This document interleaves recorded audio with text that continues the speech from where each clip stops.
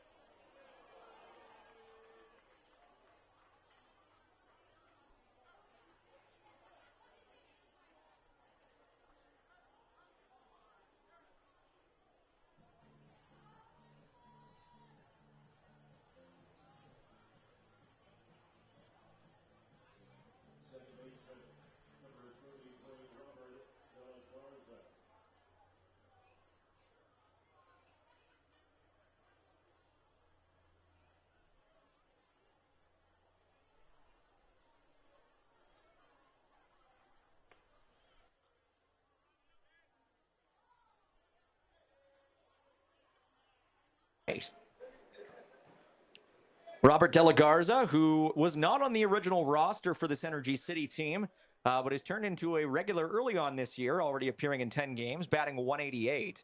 And that pitch is also inside for a second ball. Funny him going a lot of inside-outside pitches. Kind of just needs to find that that sweet spot right in between. De La Garza from Baylor University, Eagle Pass, Texas product, as the third pitch to him is again low. And Wuschke struggling to find the zone here, perhaps early in this game. Yeah, seems to be a theme so far early on in this game. Hopefully he's able to kind of break out of it. But if you're the Dogs, I don't think there's anything to worry about at this moment right now. Likely not, as that one's right down the middle. And of course, De La Garza will look right at it. Not likely to swing at his first offering 3-0. De La Garza a little bit closer to the plate than Piles was early on at the leadoff hitter. Maybe kind of playing some mind games with Wershike. De La Garza batting .500 against Wuschke this season, and that one is outside of the strike zone for another walk, and all of a sudden, 2 on with 2 out here for Energy City. So that'll bring up Elias Campbell, who is batting .303 this year with 10 runs and 10 hits in 33 at-bats. He has batted in 9 and walked 7 times, so certainly keen on getting on base yet again, as he has been wont to do in this spring. As now he will send one to third, and that'll be a quick and easy play for Connor Croson as he steps on the bag, and the Dogs manage to escape unscathed here in the top of inning number 1. Well, this has been a fun one already. We're only getting started. Mike and Merrick with you here on Flow Sports. Stick around. We'll be back with you for the bottom of the first right after this.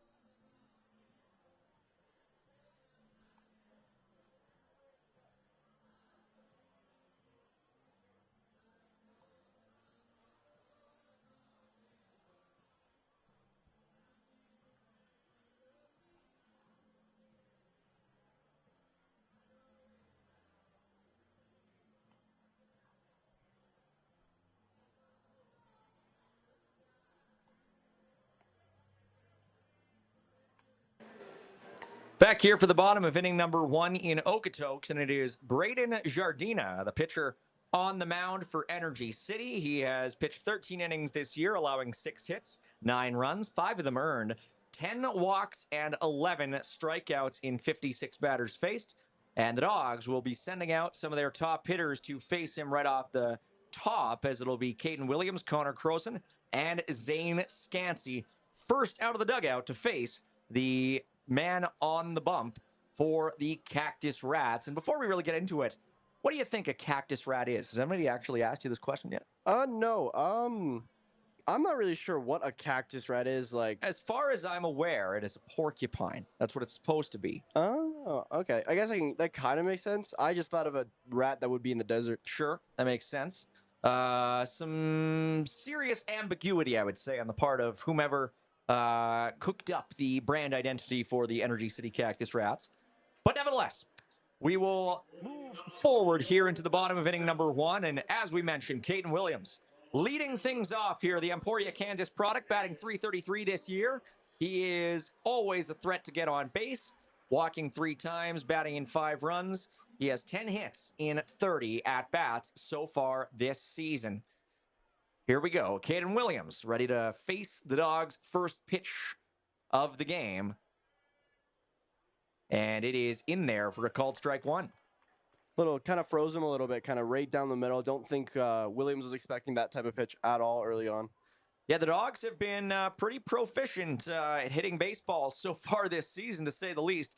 And just throwing back to that 20-1 game, Caden Williams was not actually, or pardon me, yes, he was. He actually had more runs than at-bats in that game. He had 3 runs and 2 at-bats, but of course he also got 2 walks, so that'll help out. But now he's behind 0-2 in the count. Pitch number 3 to Williams is way inside, and despite a very aggressive framing attempt by the catcher, it is not called a strike. 1-2. I feel like an aggressive framing attempt can be compared to like when a hockey goalie makes a very odd windmill save. Yeah. And kind of is like, it seemed a little too obvious there. That one is nicely placed, and Williams will just poke this one out to the gap in right, but ranging over to get it is Husu to put him away. Unfortunate there. Literally, looked like he got into the gap between center and right field there, but like you said, Husu was able to really close the gap down there and make the first out of the inning. Yeah, no, a nicely placed ball there by Williams, but unfortunately it just had a little bit too much carry to be a bloop. And so Connor Croson now will step up with one already away. Croson, of course, a extremely powerful right-handed batter. And the first pitch he sees is in there for a called strike. We should mention today's officiating crew, as behind home plate is Ron Shuchuk. Over at first base is Adele Fear, and over at third is Peter Wall.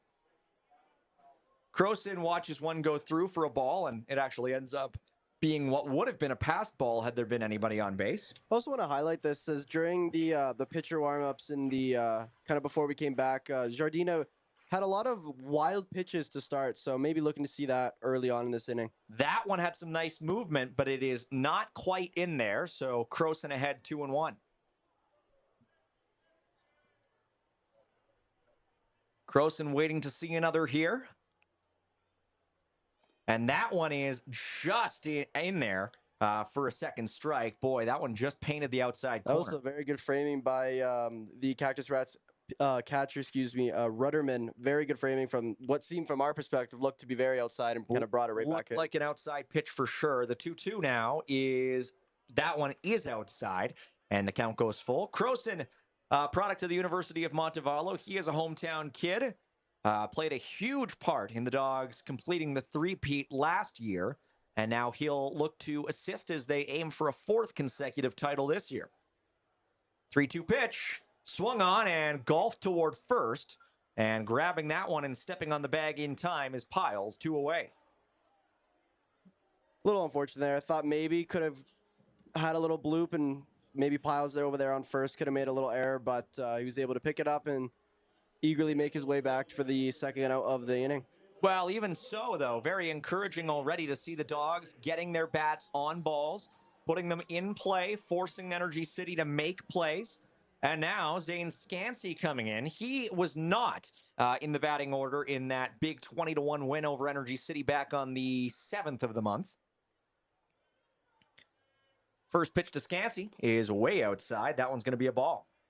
This is third. That is Jardina's third wild pitch, including the one in the kind of the warm-up part. So kind of a little interesting, especially how early on this game is to kind of make note of that. Yeah, some pitchers take some time to gain control as Scansey flies this one out toward center field, and Sanders gets across to make the play.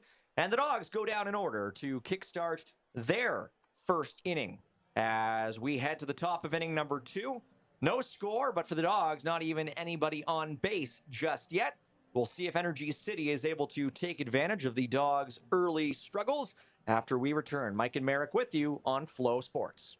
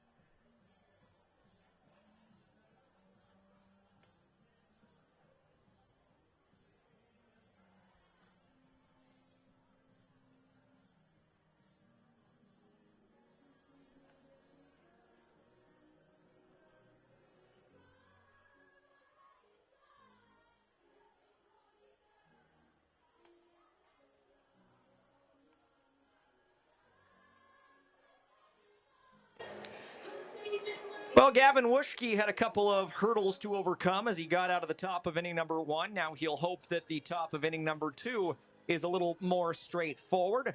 Wuschke will be going up against Energy City's Reese Ruderman, the catcher, as he attempts to improve upon his .263 batting average. Ruderman, another right-handed batter, stepping in. He is 6'0", 200 pounds, from Southwest Baptist University, hails from Katy, Texas, as the first pitch is in there for a called strike.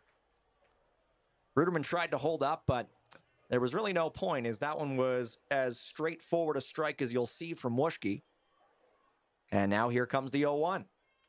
Swung on. That one might have been out of the zone, but Ruderman happy to offer at it, and as a result, now he's behind 0-2.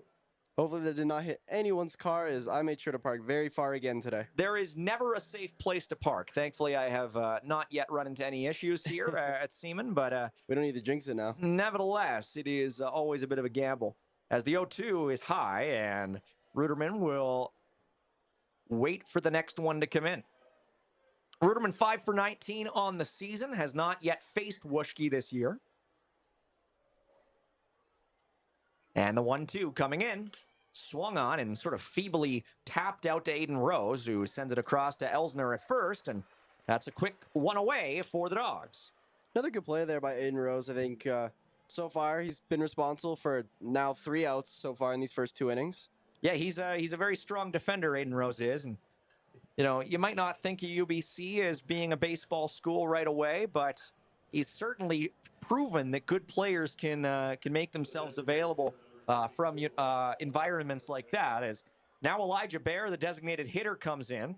Bear is from Houston, Texas, and so far this year he has been designated as a hitter, but he hasn't been doing it very much. He's batting .143. Right there, though, he'll put one through the gap, and wouldn't you know it, the DH is 1 for 1.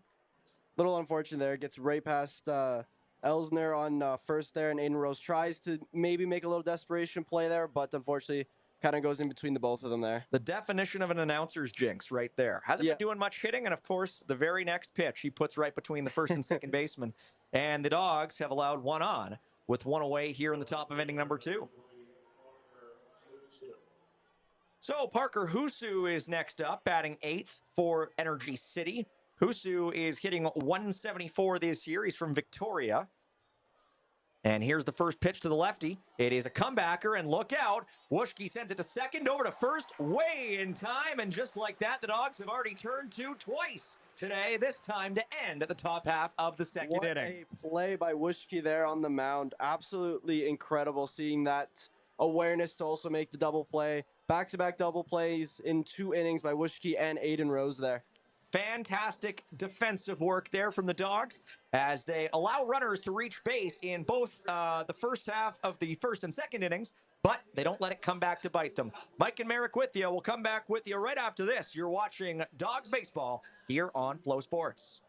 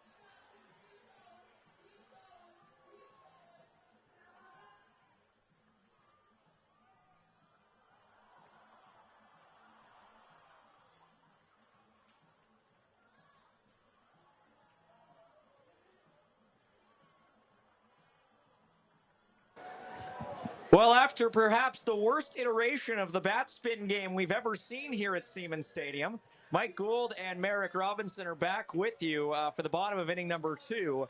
And we will hope that the Dawgs are slightly more coordinated than the two contestants on the field, as that was truly a pathetic display. We say that with the nicest possible undertones.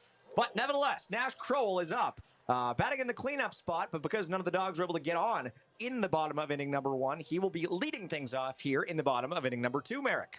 Yeah, hopefully their very good defensive game so far kind of bleeds into their offensive game right now. So we'll see what they can do. Nash Crowell is a very dangerous power hitter.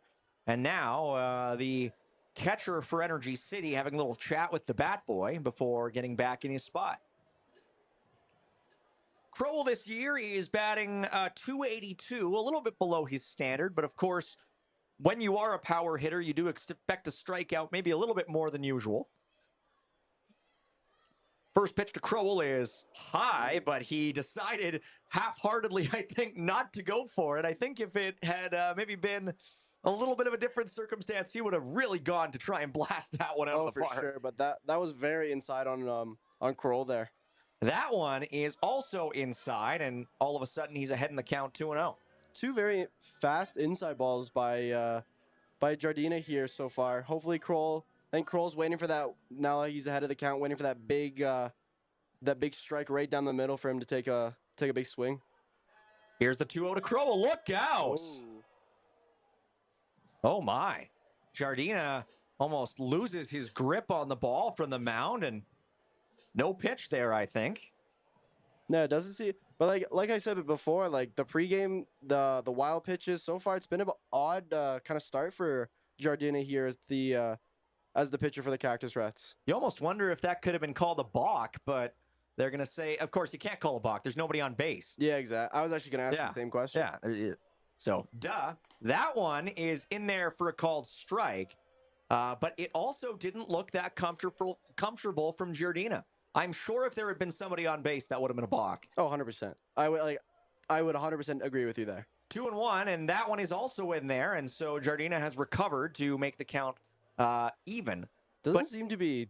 It gets the ball and immediately gets ready in his pitcher stance. And his delivery is unusual. He gets quite low. Here's the 2-2. Swung on and missed. So how about that? Jardina didn't look too comfortable earlier on in the at-bat, but he ends up striking out Crowell on 3 straight pitches there.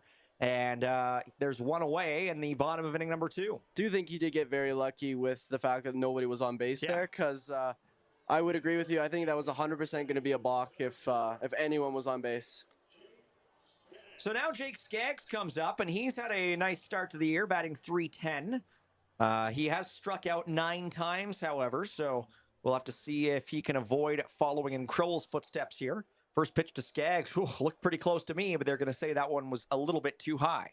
Another good framing attempt by Cactus Rats catcher Ruderman there, but again, they looked pretty high to me. Tried framing it pretty well. Skaggs trying to get that one onto North Railway Street, but to no avail. It's 1-1.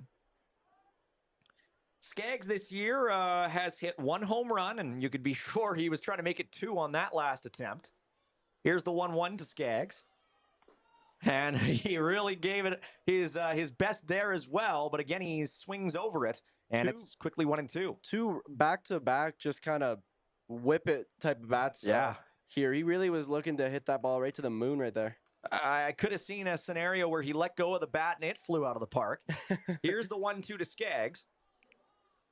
Swung on and popped foul, and that one is in the direction of my car, so hope it stays in the ballpark, but the count will remain 1-2.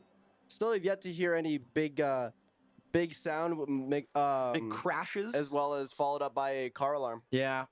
Mine does have an alarm. Yeah, you'd hear it. And now the 1-2 coming up. Swung on and grounded to third base. Mishandled there. Will the throw be in time? The answer is no, and Skaggs reaches on an E5 by Aracena. Little bobble there by Aracena there on third, but good for us as our unbiased rooting for the Dawgs here. But very good running there by Skaggs as well. Can't give up on those little grounders. And now it will be Elsner, the mystery man himself. who didn't really have any biographical information. We weren't sure who he was. Bellevue University. He has appeared in 2 games already this season, but both of them on the road. So this is his first time batting in front of the Dawgs faithful at Siemens Stadium. First pitch to Elsner is a pretty nice offering, but he elects to hold off. It's 0-1. Wonder how Giardina's going to act kind of with Skaggs on first base there. I want to see if Skaggs will play any mind games trying to get into Giardina's head there. First time we've seen the Dawgs with a man on base. First time we've had to see Giardina deal with something like that here today. Second pitch as the runner goes, and didn't get a great lead, but he is in there. No, he's called out. Oh, wow. De La Garza is able to apply the tag just in time, and Skaggs is thrown out trying to go for second. Yeah, the large fan base here at Siemens Stadium are not happy with that call, as the Dawgs faithful thought he was very safe, and I almost thought he made it. I thought he did, yeah. He was a little slow off the leadoff, like you said, but he made up his ground. I thought he made it, but was ruled out. Yeah. I thought he had a bad lead, but I thought he made up for it. But no, I guess it was in reverse. Doesn't help either that there's only 3 umpires instead of the... Yeah, nobody at second. Yeah. So that happened, and Giardina is still embroiled in this battle with Elsner, who is behind 1-2, as the Dawgs now have 2 away with none on in the bottom of inning number 2. And those clouds coming in from center field starting to look a little ominous here. We'll see if that plays a factor as Elsner goes down swinging.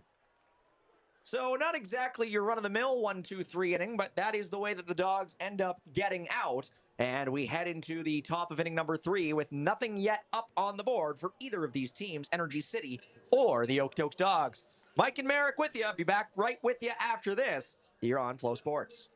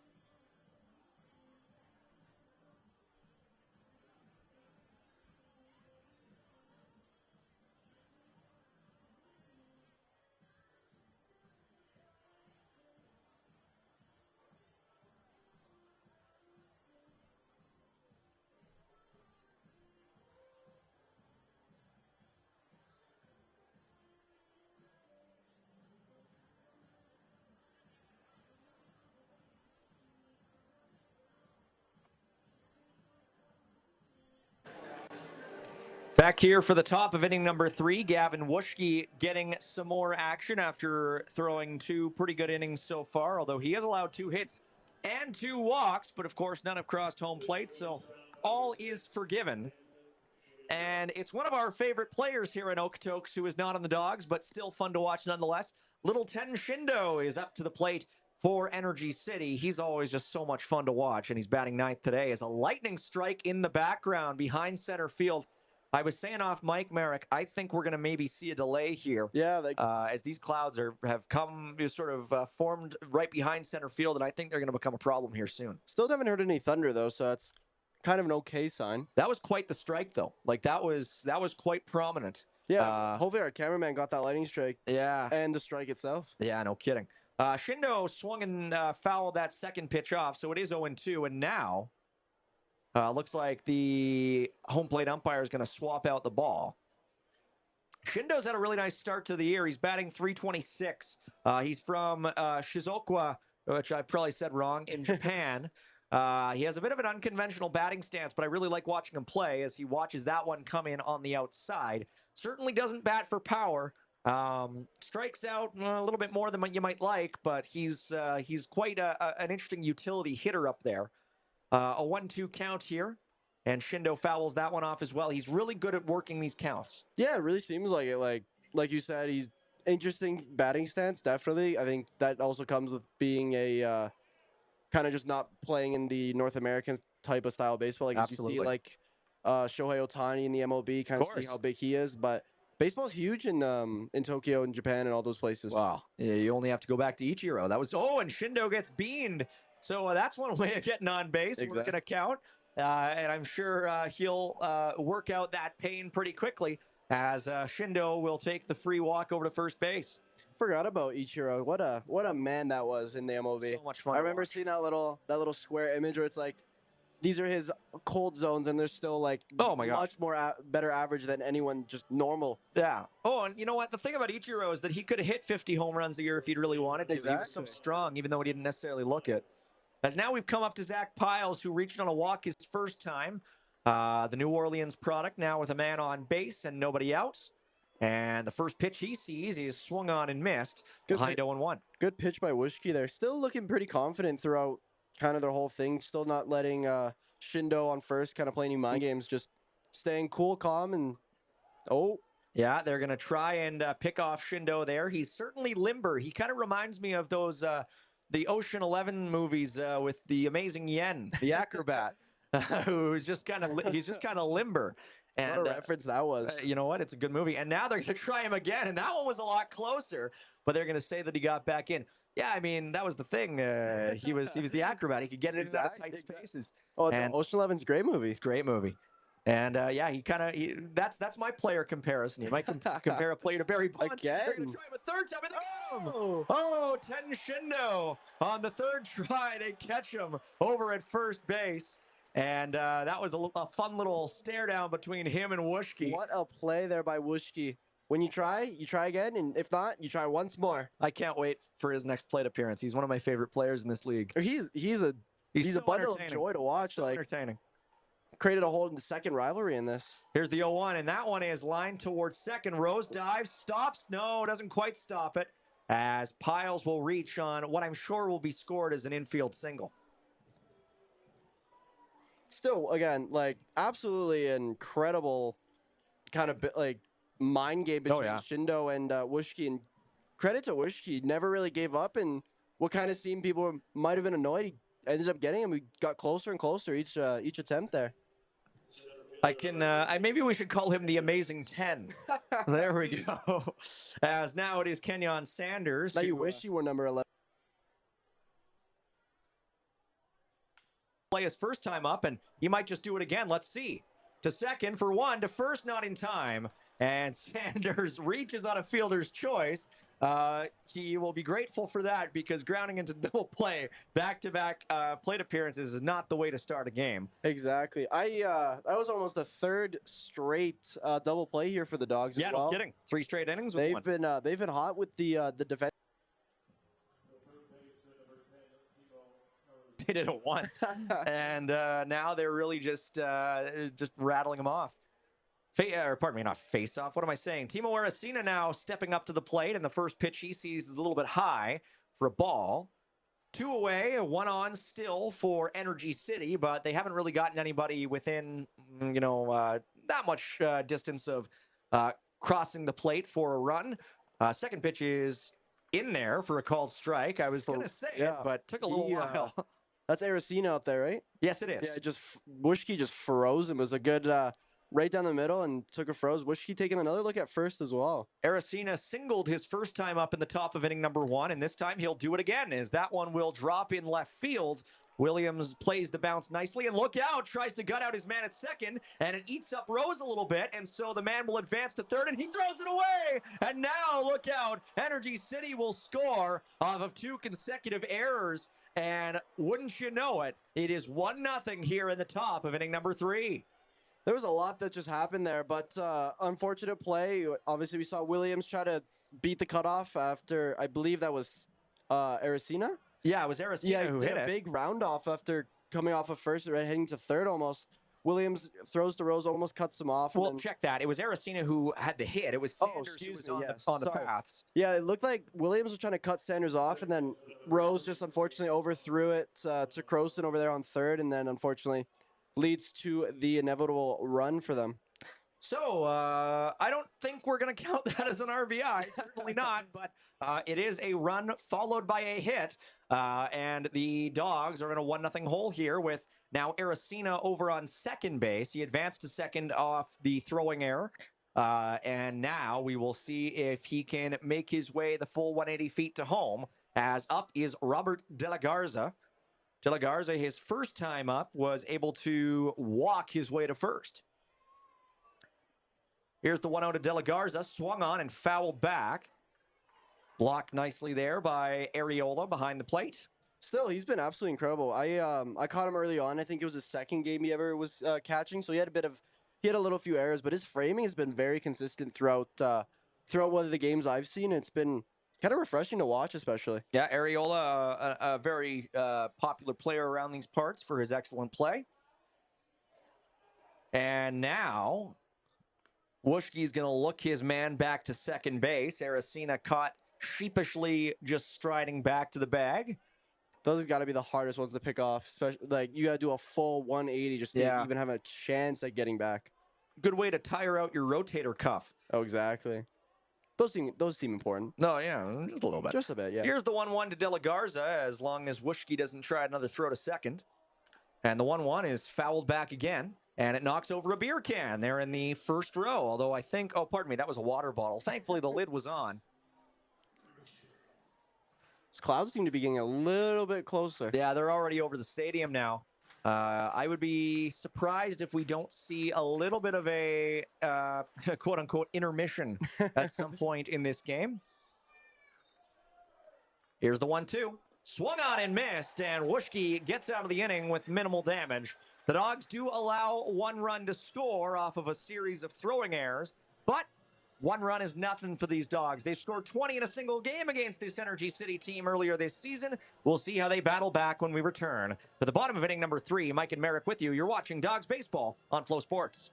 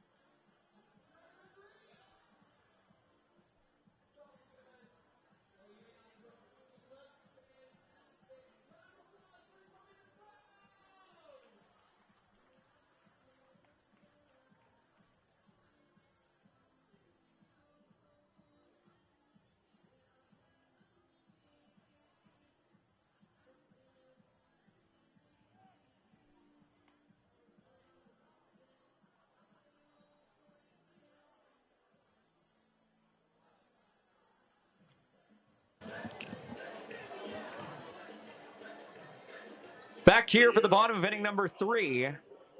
And it is the Dawgs now looking to overcome a 1-0 deficit. With Jason Arriola leading things off, the Dawgs do not have a hit yet today. And they have committed 2 errors, but they're very much still in striking distance here, Merrick. Yeah, is that Ariel's walk-up song? Yes. That was good. Isn't it good? That is a very, like... Oh, it's nothing compared to Ricky Sanchez's, but it is pretty good. First pitch Arriola sees is in there for a strike. It kind of matches the vibe of their jerseys, I've noticed. Oh, totally. Yeah. Yeah, they should have jersey-specific walk-up songs. Oh, that'd be so cool. I think that's something that MLB teams sometimes do with their City Connects. Yeah, I was going to say, like, think about, like, the Blue Jays, for example, with their city jerseys. Like, would you go, like, just an artist from Toronto? Yeah, or, like, more R&B or something. Yeah, I don't know. It's those are cool jerseys. I've seen them. Sure. I've seen them in person, and they're pretty cool. I want to say it's a good jersey matchup, too, but... Yeah. Yeah, I mean, At least the Dogs are more appealing to the eye. Yeah, I would say that. I will reserve my comments and judgments on the Energy City ones. As now Areola heading the count 2-1 here, and we'll await the next offering. That one is in there for a called strike. And the fans here don't agree with it, but to me, that looked like a called strike all the way. No, you're supposed to say it means a ball. We're not biased here. Jardina has thrown 30 pitches, and 19 of them have been strikes. So he has been finding the zone with a bit more regularity. And now Areola is going to send one right to Aracena at third for the first out. Kind of unfortunate. Literally right to Aracena there on third. Yeah, it was flared directly into the mitt of the Energy City third baseman. And now it's Aiden Rose's turn, and Rose has endeared himself to the fans here for his stellar defensive play tonight. Now we'll see if he's able to work it with the bat. The UBC product is hitting .333 this season with 8 hits in 24 tries. First pitch to Rose is in there at the knees for a called strike. Ever since he Jardina slipped off the mound, he's been kind of nasty. Exactly. Yeah. To put it in other terms, exactly. Yeah, he's really locked in. Second pitch to Rose, held off. Good. But yeah, good check swing on that one. Did not get that full rotation. Good eye. It was real close, but they're going to call that one a ball. 1-1 here. Mean, I'd call it a ball too any day of the week. Yeah, it was close, but I would agree. Here's the 1-1 to Rose. Low. Good eye so far by Rose here. Very much so, and we'll provide you with a update on the out-of-town scoreboard in a different sport in just a moment. 2-1 the count. Dawgs against Energy City. The score here is 1-0. In the bottom of inning number 3.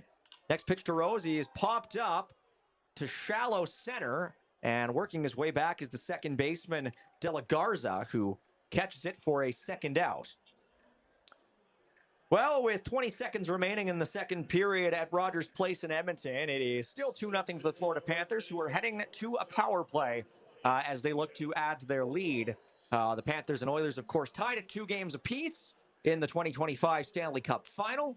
I told Merrick before the game that I didn't want any updates, and now I'm the one who's providing them on air. Hey, I stuck to you said no updates for me, so you did. I kept it. I'm breaking my own rule. Aiden Munoz swings right through the first pitch he sees from Jardina, and you're right. Jardina's been throwing a ton of strikes. I was mentioning he had thrown 19 out of 30 as strikes. Well, now it is 23 out of 36. He's just really pumping them in there. Munoz put down the bunt there for a moment, but then he pulled it back just in time. That was a ball. Just also getting to the bottom of our of the full rotation of the bat or of the full lineup. Excuse me. That's right. Munoz swings at that one, puts it up the line, but just foul. Felt like you wanted that one foul. No kidding. Kind of right towards the first baseman. Sometimes if you're gonna take a foul, you just gotta.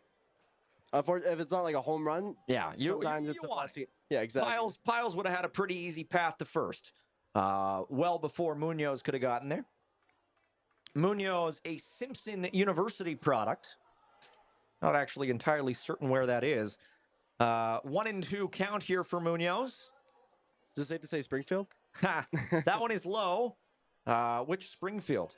Munoz, however, is a product of Chowchilla, California. Boy, another name that I've come across a lot of names calling games, and that's not one I'm familiar with. 2-2 with 2 out, and that one is lined towards center and caught by Kenyon Sanders. Give him his flowers. That was a very good catch there by the center fielder. A highlight reel finish to the bottom of inning number 3, taking away what would have surely been a single and maybe more from Aiden Munoz. Well, the Dawgs do all they can, but they still have no hits as we head into the top of inning number 4, and we'll see how much longer we're... Nothing Energy City. Mike and Merrick with you on Flow Sports.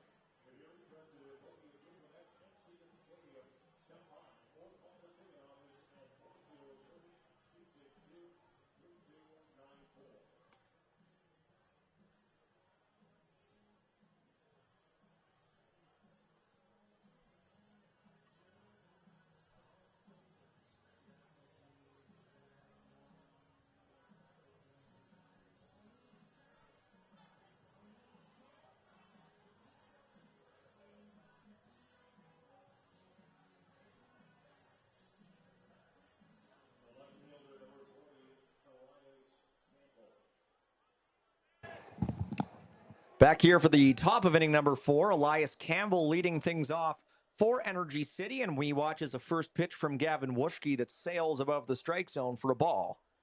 Wuschke has now thrown, let's see here, 38 pitches. 23 of them have been strikes, and that one is low, so that'll make it 16 balls. And Campbell is 0 for 1 on the day. His first time up was in the top of inning number 1, where he grounded into a fielder's choice. 2-0 to Campbell. And this one is going to be snared by the shortstop, thrown over to first in time. Nice throw by Munoz to gun him down. 1 out. That looked very visually appealing. That play. Munoz just kind of picks it up, slides in, all within kind of one stride motion. Beautiful throw to first for the first out of the top of the fourth. So lots of talk on the out of town about celebrity appearances at the Stanley Cup final this last week, with Taylor Swift and Travis Kelce attending Game 4. Oh boy. There is a big celebrity at Rogers Place tonight. Golden State Warriors guard Brandon Podziemski is at Rogers Place to cheer on the Oilers in Game 5. The Oilers have just tweeted out. So all the stars are in Edmonton tonight. If you've never heard of Brandon Podziemski, that makes 3 of us. The 0-1 count coming up here, and that one is swung on and sent toward the gap between center right. But it is caught by Scansey, and there's 2 away. Good play there by Scansey. Closing the gap, simple, what seems like a simple routine play. Probably really challenging for you or I here, but he made it look easy. That was Reese Ruderman who flew out, by the way. I would argue he is more of a household name than Brandon Podziemski. And now, next up, Elijah Bear, the DH, who we had commented upon in the second inning when he singled and reached first base about how he hasn't been doing much hitting this season. He, of course, proved us wrong quite quickly there, and he watches a pitch sail in for a ball. Setting back to your Golden State Warriors, show me a picture of him. I would genuinely think he would be like a personnel of the Oilers. He looks like a DJ or something. Second pitch is in there for a strike, just on the outside corner.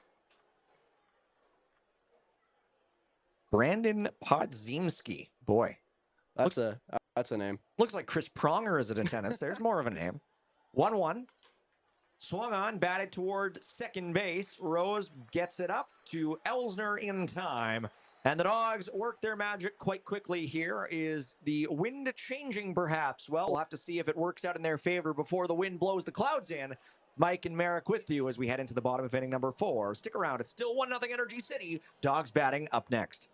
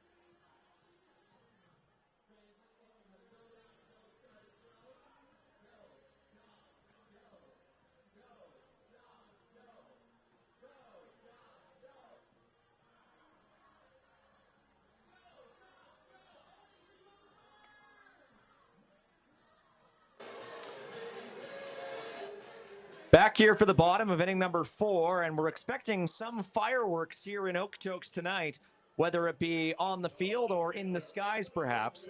Caden Williams is up to the plate. He's the leadoff batter for the Dawgs tonight. The last time I called a game here between these two teams, the Dawgs leadoff batter had already hit 3 times by the top of inning number 4. I'm starting to feel like a jinx here because They seem to win all the games without me. Then the games that I call, they don't seem Yeah. to be playing very well. Yeah, you were last year for a 6-0 loss, I believe, to Medicine Hat. Yep. The Dawgs have not gotten on the board here today. They have not even gotten a hit yet today. Williams looking to change that as he watches one sail in for a Still ball. only find themselves down only 1 run, though, so playing stellar defense, too, to be fair. It's been a very close game, to say the least. So pitch number 2 to Williams is swung on and put foul just over the netting behind the backstop. One day there'll be a ball that will be close enough for one of us to catch. It would have to be straight back with some velocity, but not quite enough. Exactly. It's got to have a little bit of an arc. Very particular. One day. Yeah, that's right. Pitch number 3 to Williams is outside. Wow. That one followed a very nice arc, and I'm sure that Jardina is not too happy that it wasn't a strike. I thought it might be, but nevertheless. I'm in the same boat as you. When I was looking at the ump and kind of hesitated for a second. Real close. And now Williams will pop another one high out of play, 2-2. Still no car alarms. Oh, another lightning strike. Oh, was there one? I Didn't see believe it. so.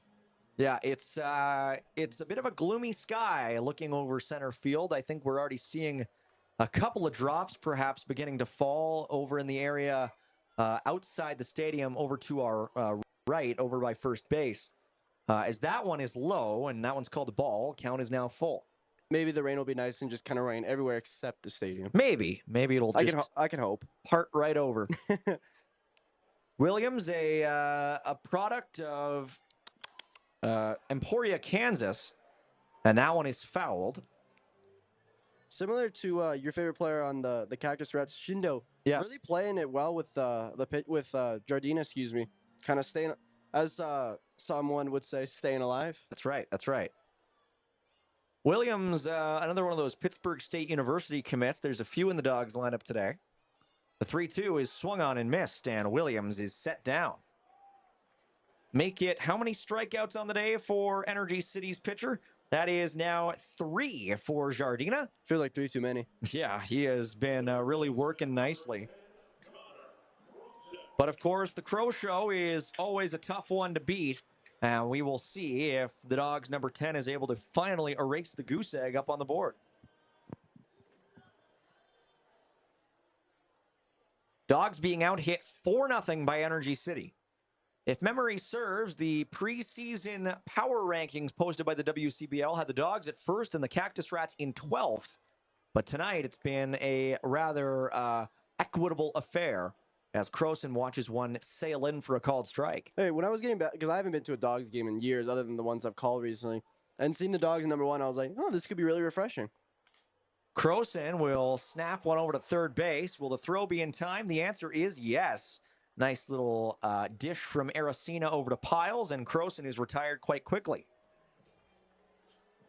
So that'll bring up Zane Scansey, who, as we mentioned earlier, has been really hitting up a storm here this spring. We shall see if that prowess continues here tonight and, of course, later into the summer. Scansey hitting .421 on the air. Those clouds are just getting closer and closer. Yeah, they don't seem very friendly right now. They certainly don't. First pitch to Scansey had some nice lateral movement, and it is called a strike.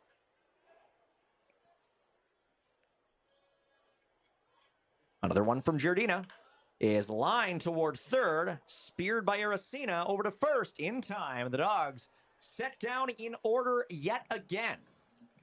So, 4 innings in the books, and the Dawgs still trail 1-0. More concerning, however, they have yet to record a single hit, but we'll see if Wuschke is able to keep them within striking distance. Hopefully not within lightning strike distance, however, here at Siemens Stadium, as some of the crowd already beginning to maybe file out toward maybe either the concessions or perhaps a more safe area to watch the game. We'll see how things continue here. Mike and Merrick with you here as a couple more lightning strikes illuminate the sky. We'll be back with you right after this in Okotoks.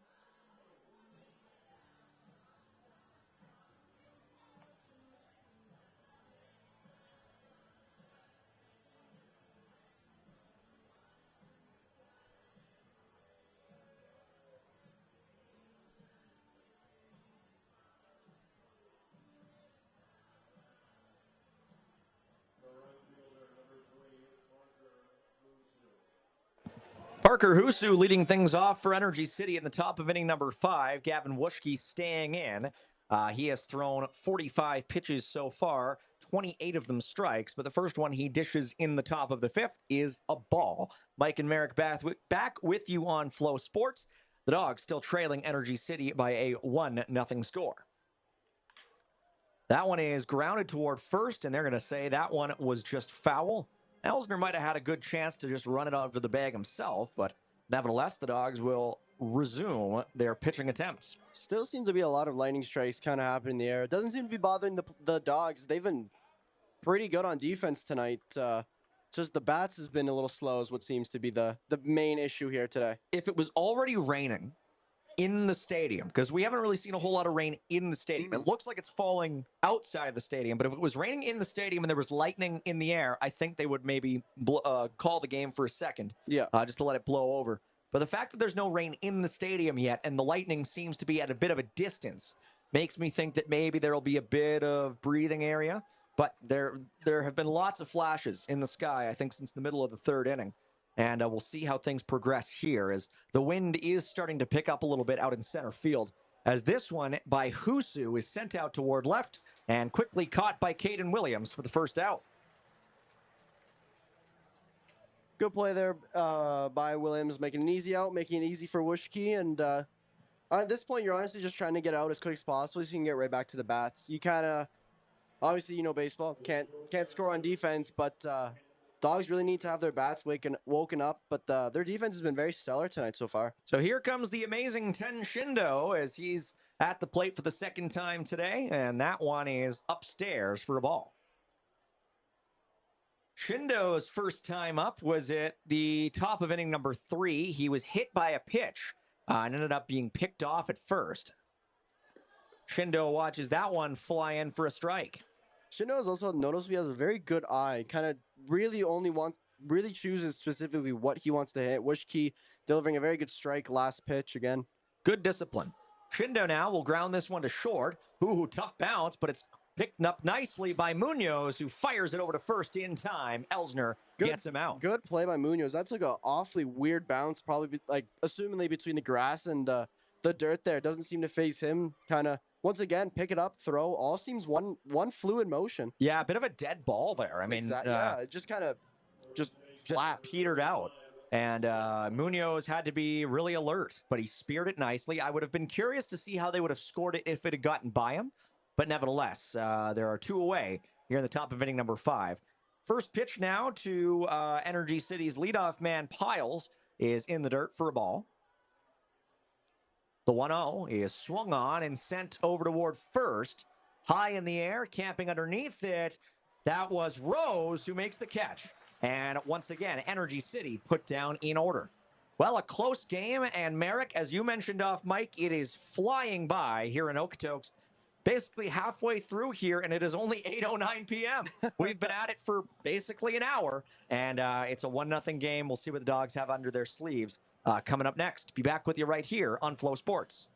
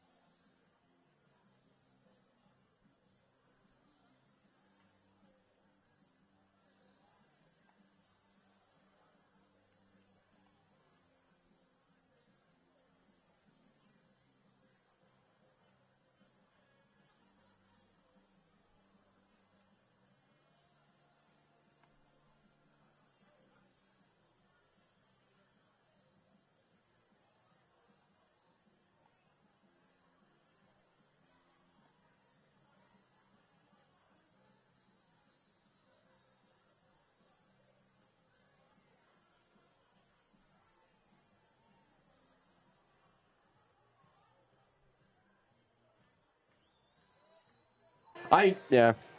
Nash Kroll now up to the plate to kickstart the bottom of inning number 5 in a game where the Dawgs don't yet have a hit. It has certainly been one of the quickest moving games we've seen in Okotoks in quite some time. And mostly because, Merrick, it is quite uncommon and peculiar the Dawgs to go this long without getting a hit. Crowell now puts the first pitch he sees high in the air, and that one is caught quickly over in right field. And like we said, it's going by real quick. So sorry, just as we were coming into the broadcast, I was going to say something then. We went in and I had to stop myself, but I was going to say, Jardina of the Cactus Rats, like we said, he's been in here for a while. That's right. I was going to say, I think he's got maybe a one, if it continues like this, he's got a couple more innings, then I think he'll be kind of replaced. But if he continues like this, it'll be pretty successful It's for been him. light workload, man. I mean, he's thrown 56 pitches, 57 pitches. That's it. Yeah, that's not a lot by it. No. And pitch number 58 is a strike right in there. But it does seem that ever since that kind of slip when we were talking about the clock, he's kind of been just kind of in his own zone, in his element. Absolutely. Jake Skaggs, like everybody else on the Dawgs, is 0 for so far today. That one is low. They're going to say that's a ball, so the count now even.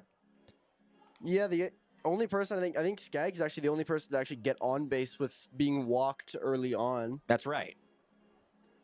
So hopefully he can change that, or if he gets walked again, we're not complaining either. Certainly not. Just need someone on base now.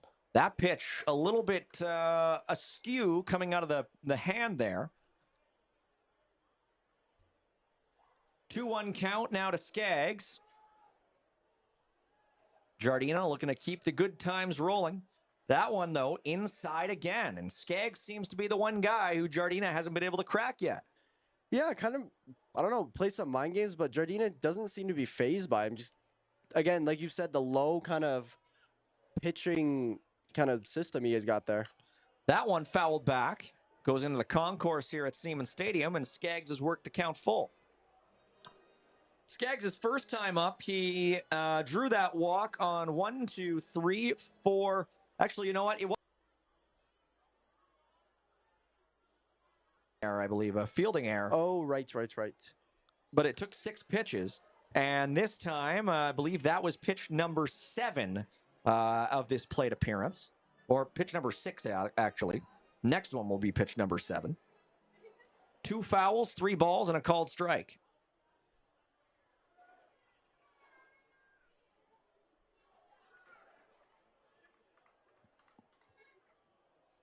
The next offering. Swung on again. I think that one might have been ball 4. Skaggs held off, but got to defend the plate. Yeah, like we said before, staying alive.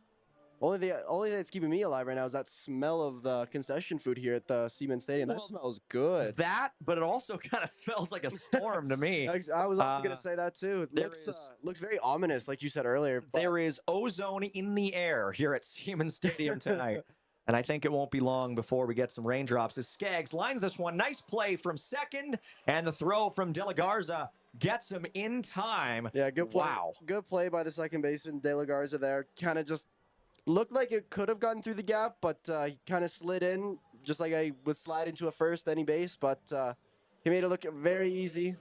Unfortunately, that leads to the second out of the inning for the Dawgs, who just can't seem to really get anything going right now. It was so close. Skaggs had it put in a pretty nice spot, but De La Garza with a beautiful little slide, getting to that ball just in the nick of time. Still love to see also there's contact, they're still running no matter what. They're not getting discouraged. It's just always still consistent. So now the mystery man, Steven Elsner, up third here in the 5th inning. And Elsner fouls the first pitch he sees right back behind him. Feels like a Batman character when you call him the Mystery Man. The Mystery Man. Well, hopefully the Mystery Man is able to spark the Dawgs some offense here. The 0-1 to Elsner is in there for a called strike. Yeah, I don't think our Mystery Man is very happy with that one. I think he wanted an outside call there, but umpire did not want to give it to him there. Well, I said to one of our crew members off mic that Steve Elsner kind of sounds like the name of a billionaire who buys a pro sports team. The new owner of the Miami Heat, Steven Elsner, paid $1.7 billion. Is that actually his name? That's Oh, that's wow. Well, no, it's not the Oh, name. that's obviously It just it reminds me of Steve Ballmer, who bought the I think the LA Oh. Clippers from Donald Sterling. Oh, yeah. Remember Donald Sterling? The 0-2 is sent towards second again. De La Garza scoops that one up, and despite Elsner's best efforts, he is thrown out at first base. Well, the Dawgs have gotten through 5 innings now without recording a single hit. And we have been reduced on the broadcast to talking about disgraced former sports team owners. Shows you what kind of night it's turning into here at the ballpark. Mike and Merrick with you. We'll be back right after this here on Flow Sports.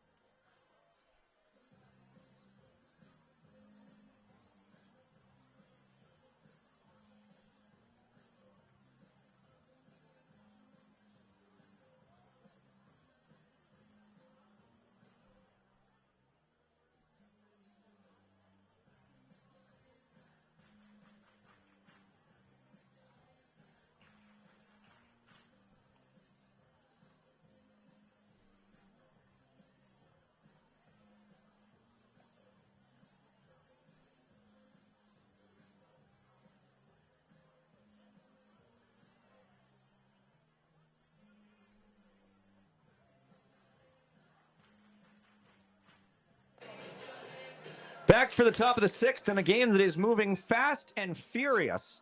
And I just can't get over that this impending storm hasn't quite reached the stadium. I'm honestly very surprised as well. Maybe we have some sort of special force field we'll go with. It's turning into a real interesting backdrop. Whoa. As Gavin Wuschke remains in for the Dawgs. And the first pitch he throws is to Energy City's second batter, Kenyon Sanders. There's a little interesting play that kind of went for the fake bat and then or a fake bunt, excuse me, kind of then laid off. Yeah, exactly. And Sanders swings through that one for a strike. So it's 1-1 now from Wuschke. Almost feels like I made it harder for him because you have to get back set and then you got to hit like now. Yeah, psych yourself up again. Exactly. Comebacker right to Wuschke, and he'll just lazily throw that one over to first base in plenty of time.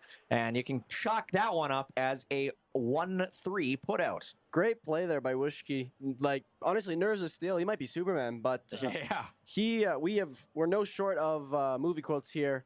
But like we said, it's been a slow game, and I feel like we can give a update to another game that is out of town. Is currently now 3-0. Yes, indeed.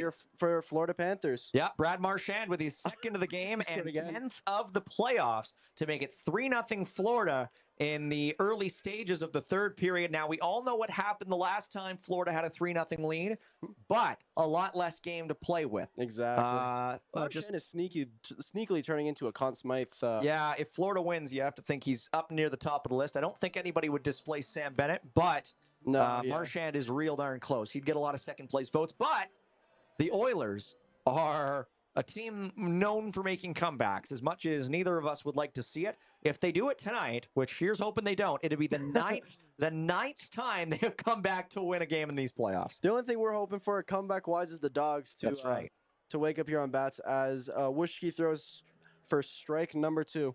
Well, we've seen a few Oilers jerseys here at the game tonight. Not Okotoks Oilers jerseys, Edmonton Oilers jerseys. Still waiting to see that one Panther fan. Yeah. The 1-2 count now from Wuschke is swung on, and they're going to say no, not swung on. I don't know. I felt like he went pretty far on that check swing. Looked like he crossed the plane to me, but nevertheless, they're going to say it's a 2-2 count now.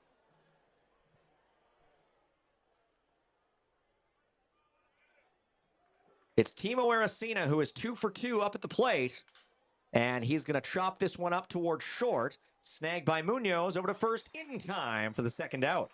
Munoz has been very good today, just making play after play and just making it look smooth and effortless, it seems like. So Aracena fails to reach for the first time today, and that sets the stage for Robert De La Garza, who has been really effective all around here today. Good defensively. He has walked his way to a base so far, but he has not gotten a hit. Officially 0 for 1 with a strikeout, and De La Garza clearly crosses the plane that time, so he's behind 0-1. Felt like the umpire really was happy he called that. But he just gave him a big point and Yeah. strike. Yeah, that one's not a hard call. We Nope. could have called him. We're in the press box. No need to ascertain whether it was in the zone. He crossed. It's a strike.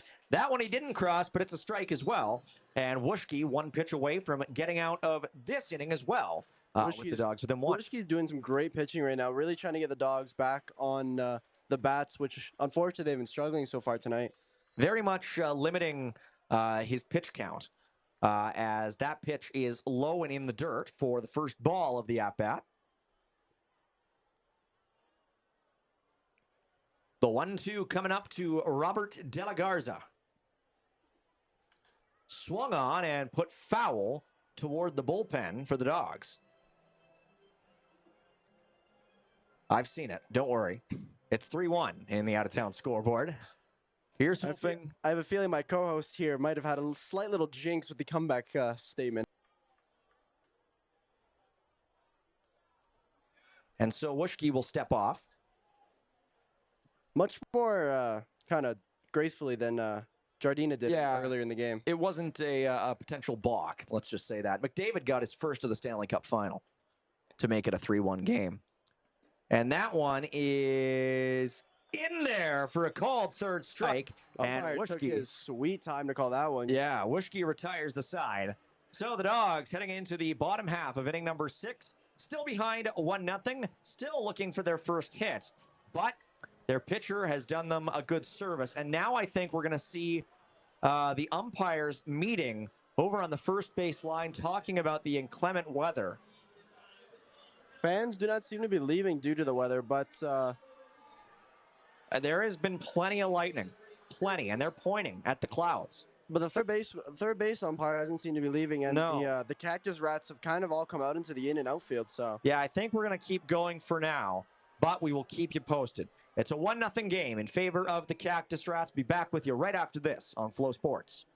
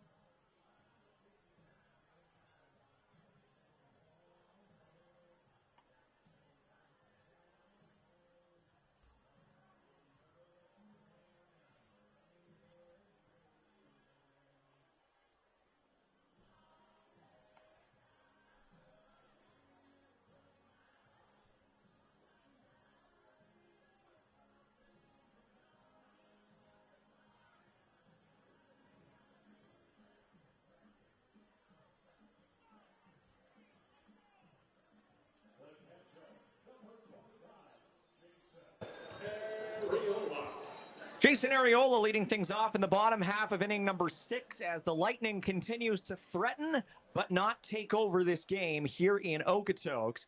It remains a 1-0 score in favor of Energy City. The Dogs still with 0 hits, and Arriola getting his second chance to start this half inning. Trying to see some lightning that isn't in the sky, but on Arriola's bat right now. No kidding. First pitch is outside for a ball. 1-0 count.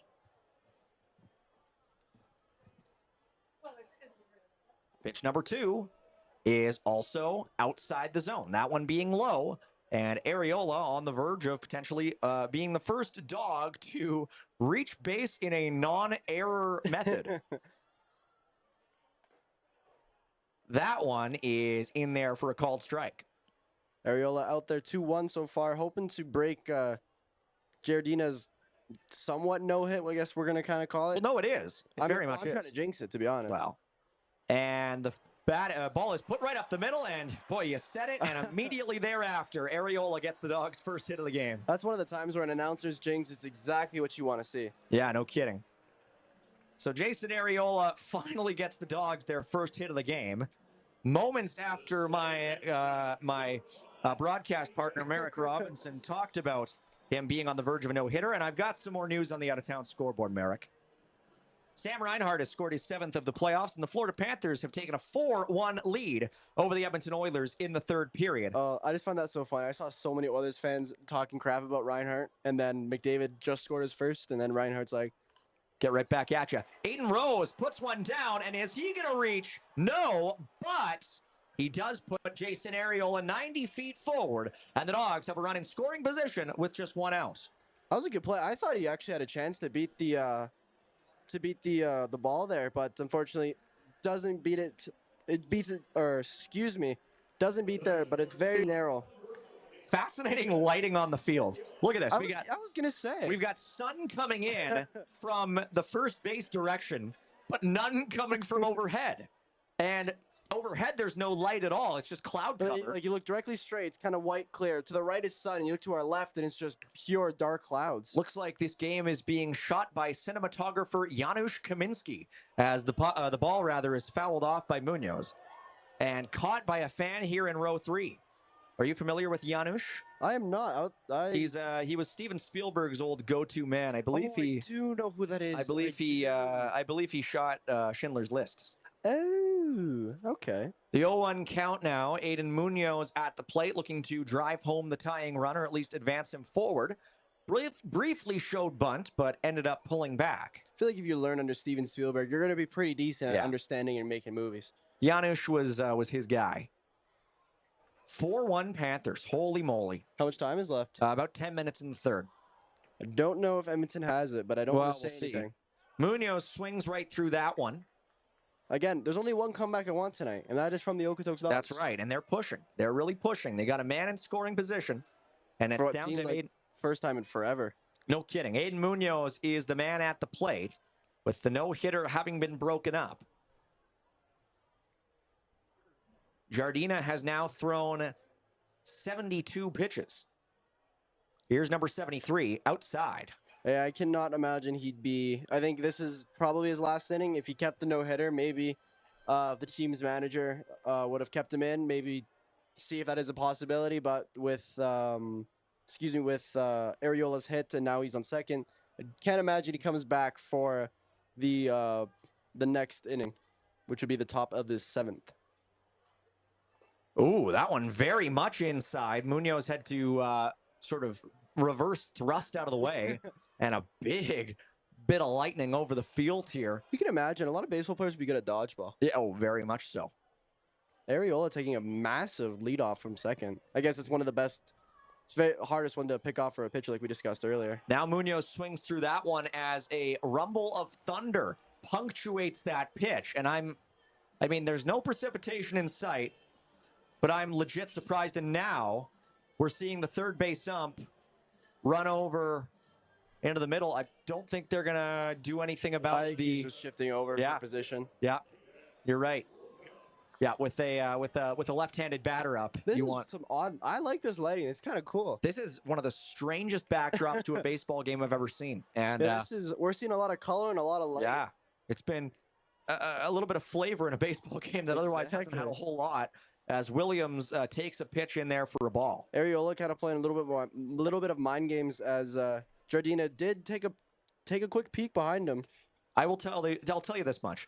In the 20-1 game that I called with my buddy Conrad Krauser a couple weeks ago, we'd already been here for more than an hour by the end of the second inning. And now it's 8:30 and we are through 6 as Williams grounds out to end the bottom half of this inning. The Dawgs get 1 hit, but they still haven't managed to round the bases even once tonight. 6 done. We will head into the top of the 7th, weather permitting, as Energy City still leads 1-0. Mike and Merrick with you on Flow Sports. Be back right after this.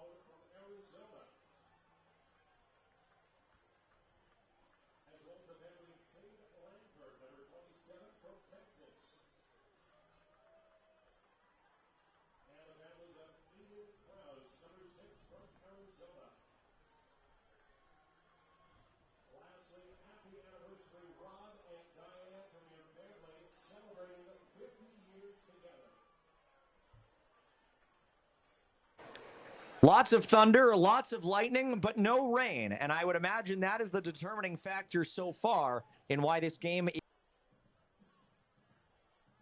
top of inning number 7. And leading things off here for Energy City, it is Elias Campbell, who is 0 for 2 so far in this game. And he will be facing, once again, Gavin Wuschke on the plate. Oh, wow. That was a big thunder strike. That was something. Following up with that was Wuschke with strike 1. Good pitch there.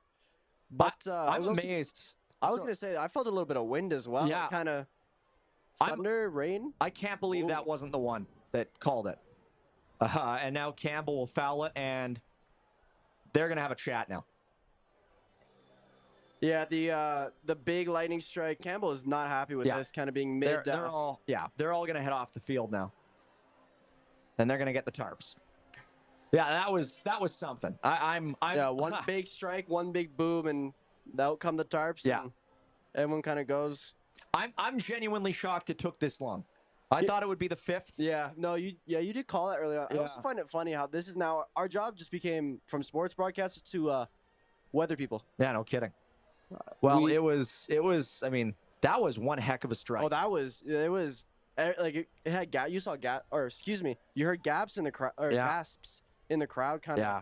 And then it followed that lightning or that thunder was not like a one big boom. It was a long one. Boom, and there was another lightning strike right thereafter, and so kind of just going all. If you look at the clouds, they're actually kind of moving a little bit. It's kinda, they are. It's tripping. I don't think this will be long, but we will take a step back. We'll hope to be back with you shortly. But of course, player safety is the utmost performance or of the utmost importance.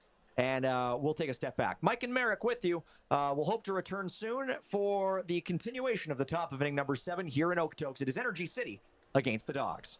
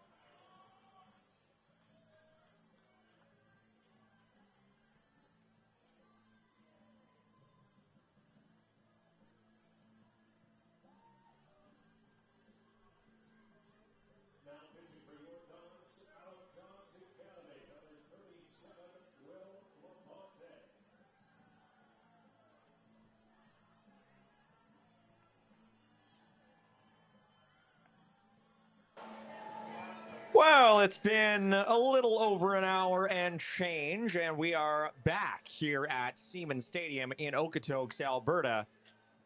It is Mike Gould and Merrick Robinson with you for the, I suppose, second part of our Saturday evening entertainment in the WCBL. It is the Okotoks Dawgs still trailing 1-0 to the Energy City Cactus Rats, as I suppose we will continue in the top of inning number 7, where we left off.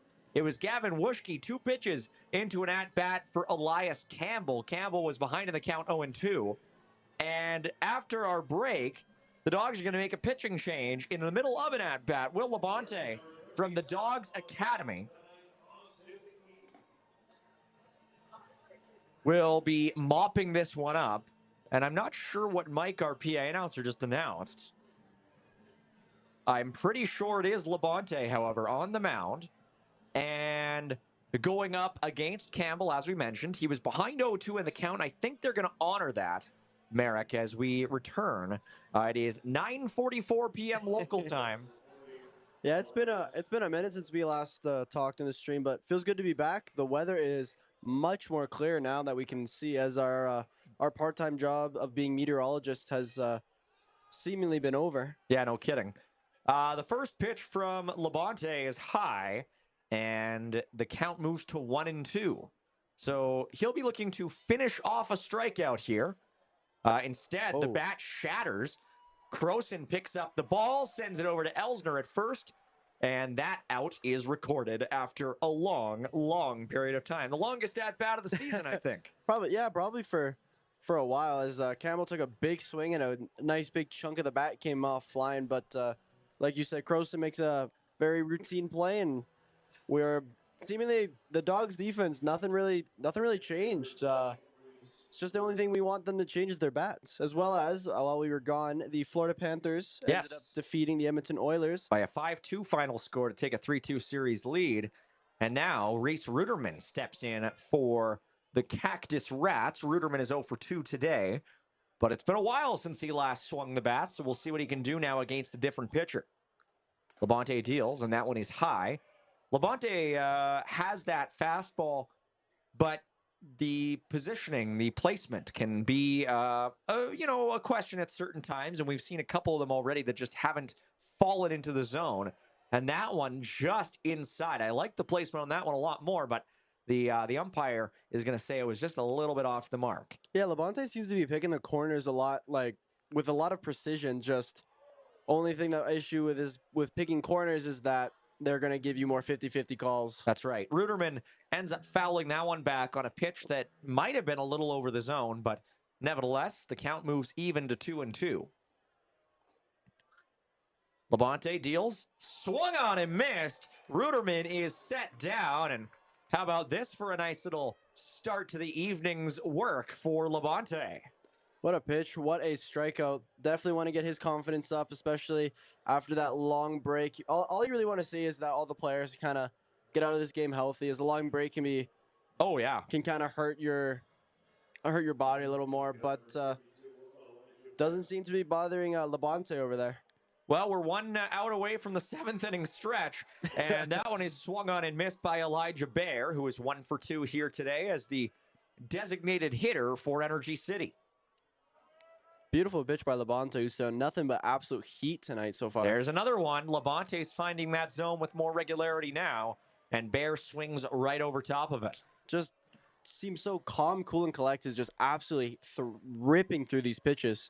The 0-2 swung on and missed. Back-to-back Ks to finish off the top of the 7th, and you'll have to imagine the Dawgs able to draw some energy from that. Labonte feeling it, getting a nice little high five from Jason Arriola as he walks to the Dawgs dugout. Mike and Merrick back with you right after this as the Dawgs finally look to break the shutout bid in the bottom of the 7th. But first, the 7th inning stretch. See ya in a little bit.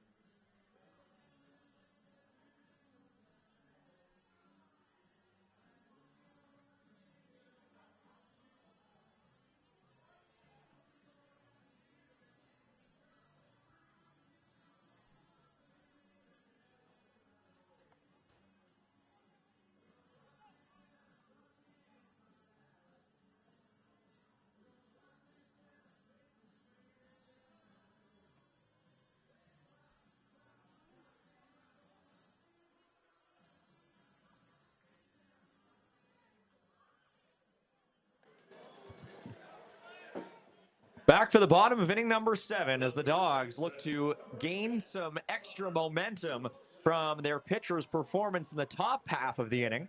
Connor Croson will lead things off here in the bottom half against Connor Phillips, the 6'4" righty from Vancouver, BC, attending the University of Eastern Arizona. So Croson, first up, looking for his first hit of the evening. And the first pitch is a dime, a beauty curve right in there for a called strike. Some nice little movement to it. This is Croson really needs to try to get some momentum here for the Dawgs, especially after that long break due to the weather. Jason Arriola still with the only hit of the game for the Dawgs. That one is not in the zone, 1-1. Phillips, 6'4", 210. Big boy. The 1-1 count is in there, swung on and missed by Croson, and he's behind in the count, 1-2.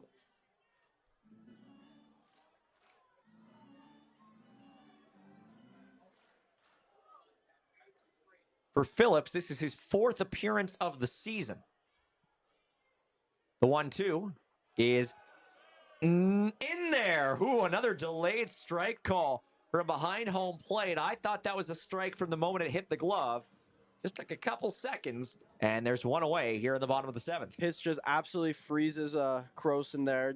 Again, like you just said, takes a little while to call it, but unfortunate for Croson, who's trying to help get the Dawgs to their second hit of the night. But we're gonna have to see if Zane Skangzi can bring us our second hit of the day. They haven't really liked throwing to Scansey much today. It took him a while to get him out his second time up. He reached on an error his first time at the plate in the top of inning number 1. Or rather, the bottom half. Second pitch to Scansey. Whoa. That was a floater, and it was nowhere near the zone. I think Phillips lost a little control over that one, and that was head level of Scansey. It reminded me of his last warm-up pitch that we saw. It wasn't really close. Their warm-up pitches, both Jardina's and Phillips, have been a little iffy today. And that one is in the dirt. So it's quickly 3-0 to Scansey with one away here in the bottom of inning number 7. On deck, Big Nash Crowell, who has struck out once today. That's a guy you do want with a runner on to be up at bat next. Certainly. And the 3-0's nowhere close. Scansey will take a free base. So now, here comes Nash Crowell, the Big Bash Nash, as they sometimes call him. And he certainly does have a proclivity to bash, especially when the ball is in the zone for him. He can certainly hit the long ball. He's only done so once this season, however. A home run right about now would be very welcome. No wind at all coming from the outfield. Yeah, compared to the elements we had to deal with earlier, it is very clear. Runner breaks for second, no throw. So Scansey is in scoring position without breaking much of a sweat. And now we're going to see Phillips get a visit from Reese Ruderman. Great base running there by Scansey, though. Just completely, Phillips had no clue, and just Scansey just took off, and even the Ruderman, the catcher for the Cactus Rats, just had and just wasn't going to throw the ball at all. Just went right from first to second with pretty much with ease. So an 0-1 count to Kroll, who did go around on that pitch. So we'll see what he can do here. High leverage spot in an uncharacteristically low scoring game here at Siemens Stadium.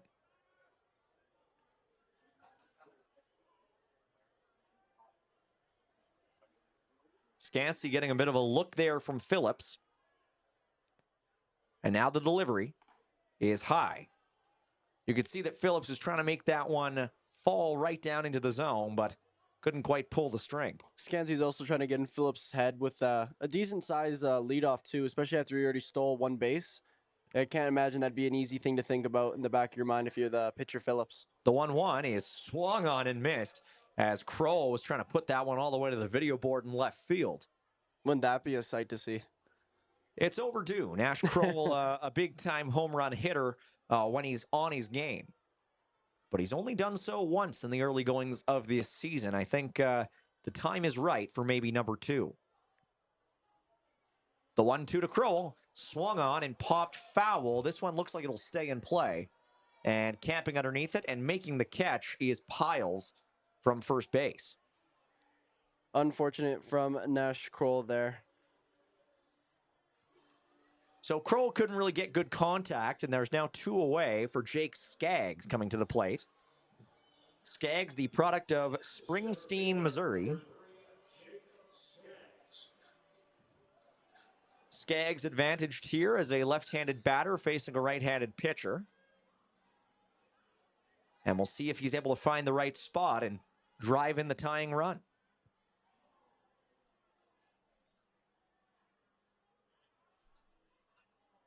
Pitch number 1 is another one of those off-speed offerings that's not on the plate. Skaggs ahead. Seems to be his little bread and butter for Phillips is kind of a lot of movement, not a lot of fastball power, but if he gets them in control, they seem pretty lethal for the Dawgs batter so far. Skaggs trying to do what nobody else has done today and driving a run for the Dawgs, but he's going to get some help as breaking successfully to third is Zane Scansey. Once again, too, Rudderman does not elect to throw the ball at all.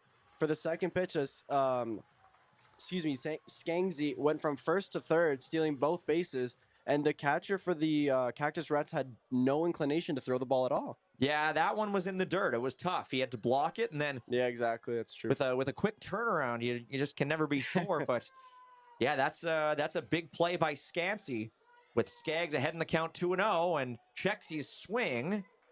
They're gonna say he didn't go, and so now another 3-0 count.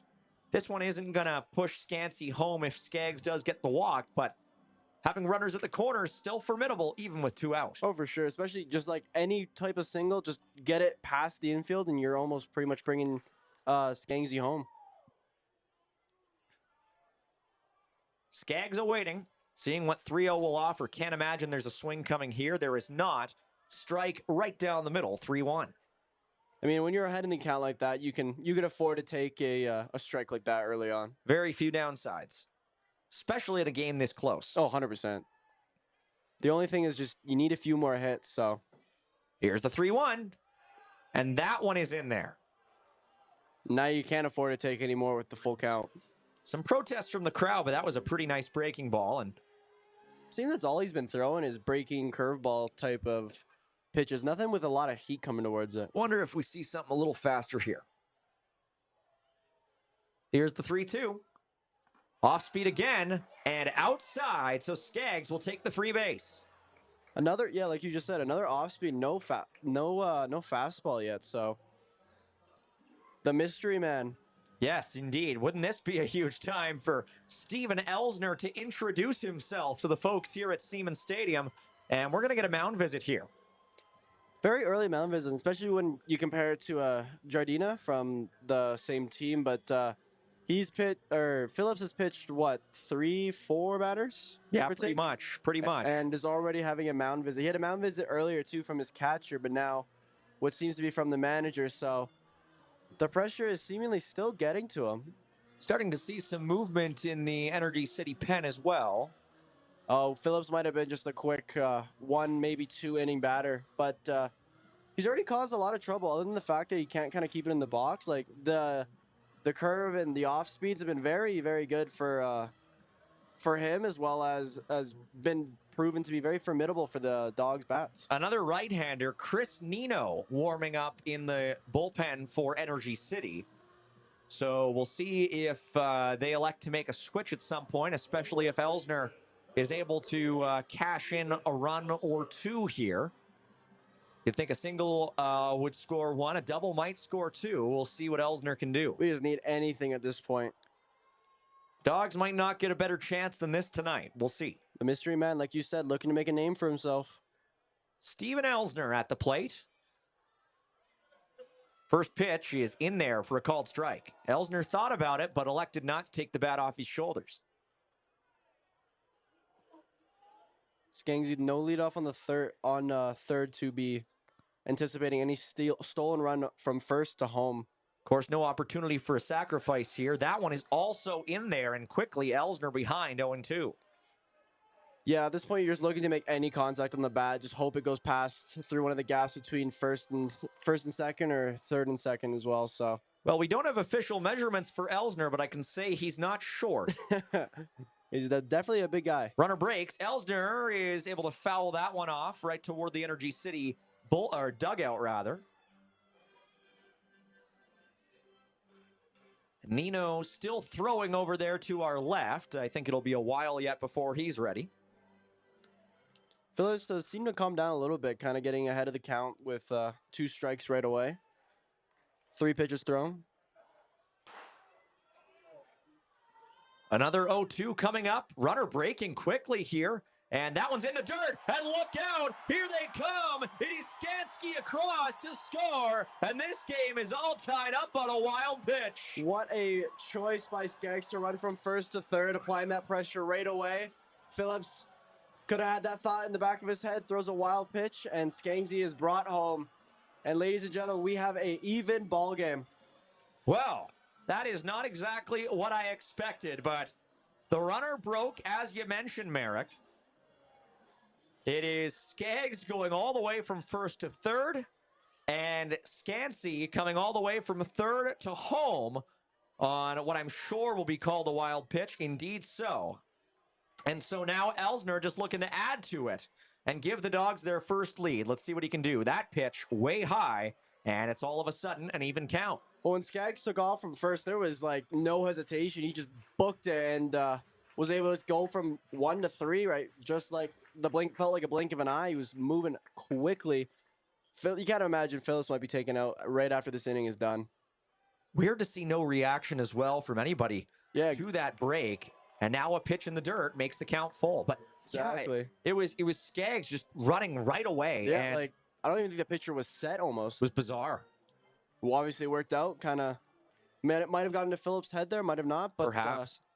Hey, it's the first run I've seen for the Dogs in my 1.5 games of broadcasting, so love to see that. Full count, lined to first, and that'll do it. Close for Elsner, but not quite. That would have been a go-ahead hit had it gone pretty much anywhere else, but as it is, a lineout ends what was an otherwise entertaining bottom half of inning number 7. The Dogs cash in on a wild pitch. It is 1-1 here after 7 in Okotoks. Mike and Merrick back with you right after this for the top half of inning number 8. You're watching Dogs versus Energy City on Flow Sports.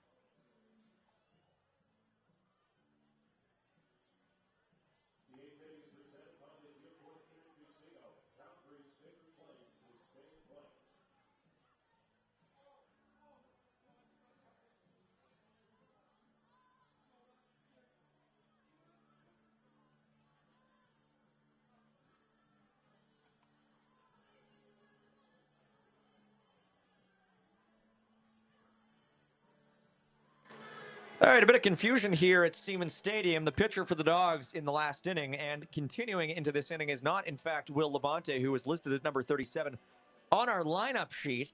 It is, in fact, a different man entirely, wouldn't you know it? It is Austin Eaton, who is listed usually as wearing number 38. However, with it being 5 o'clock somewhere, he is wearing Will Labonte's number, a bit of a mix-up. But nevertheless, it is Eaton who is on the bump for the Dogs, who was on the bump for those back-to-back strikeouts, and is dealing now against Husu with a first pitch in there for a called strike. You got all that squared away, Merrick? I do, very much. Well, yeah, a little bit of a strange one, but I felt like what, half an inning, felt like? Yeah, I mean, yeah. So obviously they're not going to pull him out after he was dealing so well. And so Eaton, now we have correctly identified you, and we would like to request that you continue doing what you are doing, as he's ahead 0-2 in the count, and that one is swung on and fouled toward the berm. Yeah, he caught Husu early with the quick 1-2 pitches, and then Husu just fouls out, staying alive there. But Eaton looks to be making a big splash already. Yeah, looks like it is his first appearance of the season, and he's doing quite well for himself. Swung on and missed, make it 3 straight Ks for Eaton, and the Dawgs are really rallying behind this pitching performance right now. What a beautiful pitching performance. Sometimes you just got to sit back and enjoy it. Just 4 pitches and just strike, foul ball, and then a nice little strikeout just to end it. Extremely impressive. Hey, it's your yeah, it's Ten Shindo. It's my guy. First pitch from Eaton to Shindo is swung on and missed. Absolutely blew it by him, and Shindo needs a second after that one. He wanted all of that and got absolutely none of it there. This guy Eaton can really throw. He is absolutely ripping these. Pitch number 2, Shindo again. Swings and misses. Almost identical pitch there. It just painting that top right corner, and Shindo is just caught swinging for the fences both times. And here we go again, the 0-2. In there, pulls the string, 4 straight strikeouts. This is something else. Unbelievable. I was concerned for a second. I was like, that looked like a strike, but it took a little second. But absolute clinic Eaton is putting on right now. Just strike after strike after strikes. Just you just love to see it. Just as a fan of baseball, it's just so satisfying to watch. How about 2 strikeouts on 7 pitches so far? And a swing and a grounder towards second. Picked up by Rose. Send over to Elsner. And how about another 1-2-3 right there from Eaton? Clinical. And the Dawgs heading to the bottom of inning number 8. Still tied up at 1. Holy moly. What an inning. It's exactly what you wanted, exactly what you hoped for. So we will see you guys in the bottom of the 8th. Be right back with you here on Flow Sports.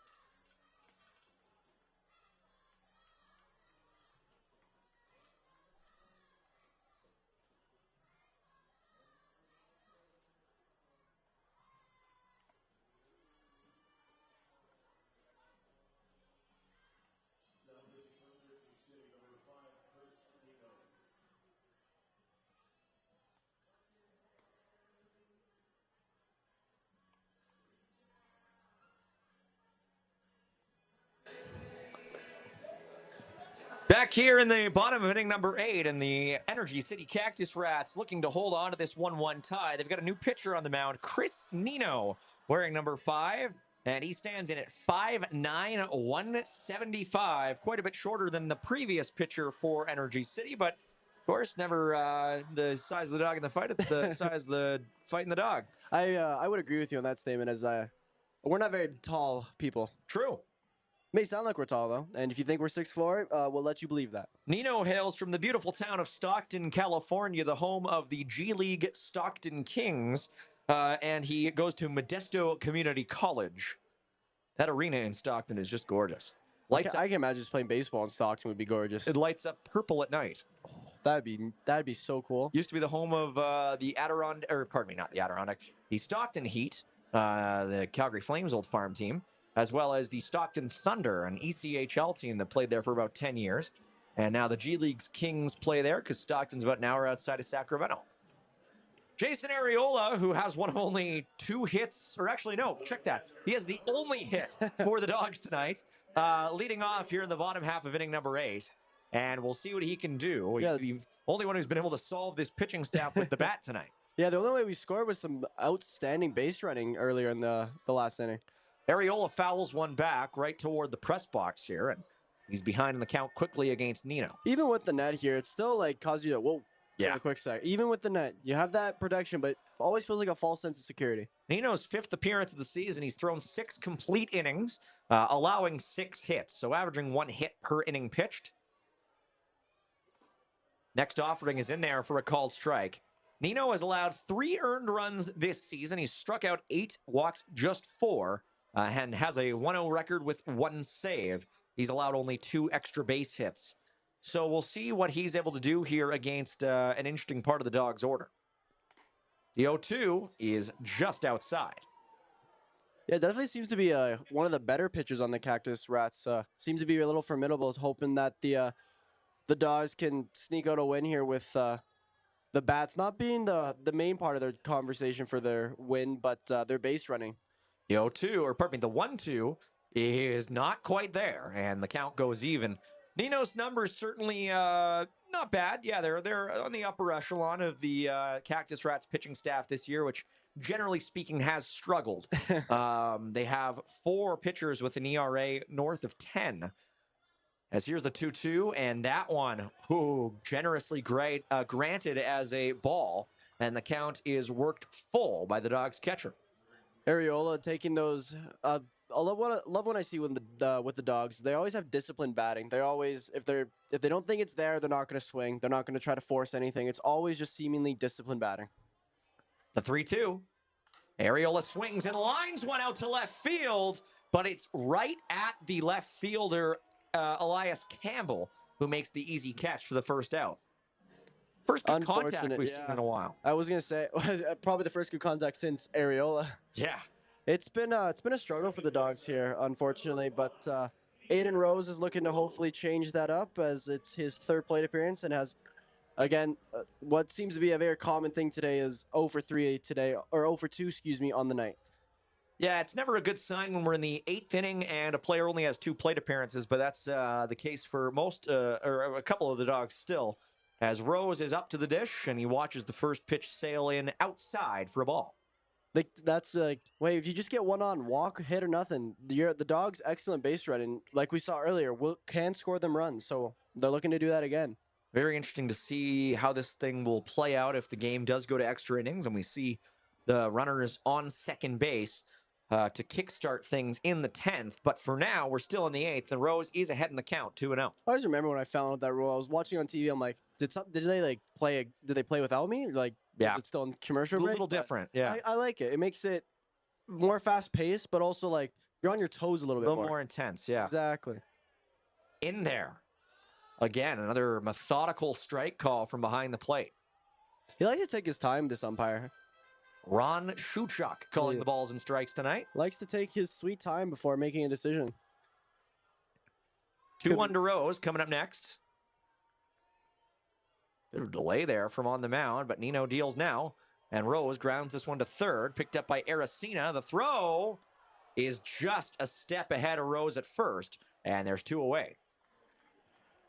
Rose again, like quick off the, once there's contact, he's quick from the plate. Just unfortunate, could not beat the third baseman Aracena, excuse me. But now facing 2 outs, heading back, and we're right now in the bottom of the 8th, and nothing really seems to be going for the Dawgs bats today. The Dawgs just a half game back of first place in their division right now, and now it's Aiden Munoz up to the plate. Munoz swings and lines one just past the leaping shortstop Shindo, and he's in there with a base hit. And he thought about trying to leg out a double, but he'll say, I'm good with where I'm at. Munoz in there with a 2-out single. Excellent contact there by Munoz. Just one pitch, just took it and almost got picked off by, like you said, Shindo, the shortstop there, but thankfully didn't. And now the Dawgs can exercise their very, very good base running here, if they so choose, especially with Nino not really having, we haven't really seen Nino what it's like to pitch with runners on for the Dawgs so far. So now it's Caden Williams who's 0 for 3, and you'd have to imagine that will change soon with how proficient he has proven to be at getting on base.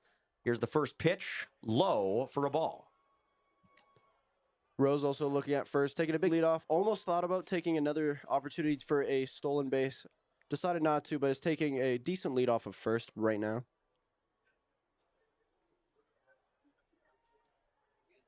Pitch number 2, swung on and fouled into the parking lot. Rose this year has 8 hits, 2 of them for extra bases, 3 runs batted in, 2 walks, and has been hit by a pitch twice. Although that's nothing compared to Jake Skaggs, who's now been hit 5 times. He's got like a magnet, apparently. No kidding. 1-1 no. Throw over to first. And they're going to say that Munoz was in there with time to spare, although the first baseman was holding that ball down for a while, waiting to see if he could maybe bait the runner. Do the old fake out trick. And another pickoff attempt. This one not that close. But Munoz again, is really playing mind games in Nino's head right now, but doesn't seem to be bothered at all so far. And good on Munoz. Still playing mind games, still playing those tricks. Munoz has stolen 4 bases this season. And now he breaks. And this one is put high in the air by Williams into shallow left center. And that one is caught to end the inning by Elias Campbell. So we'll head into the top of inning number 9. The Dawgs threaten again, but unable to cross the plate in the bottom of inning number 8. The score remains tied at 1, heading into the final regulation inning. Mike and Merrick with you here at Siemens Stadium. Stick around. Be back with you right after this on Flow Sports.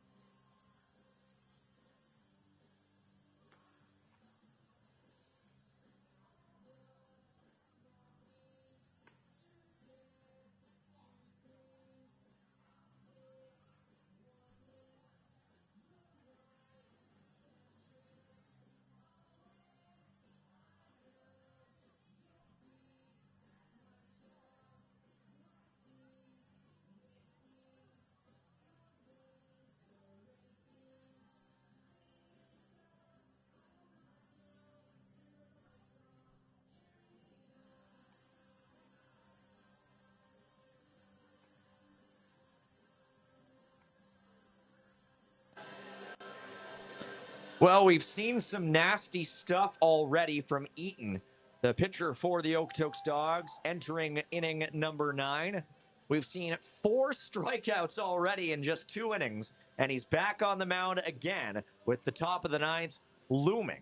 First up, Kenyon Sanders, the lone run scorer for the Energy City Cactus Rats here tonight, despite not having a hit or a walk to his name.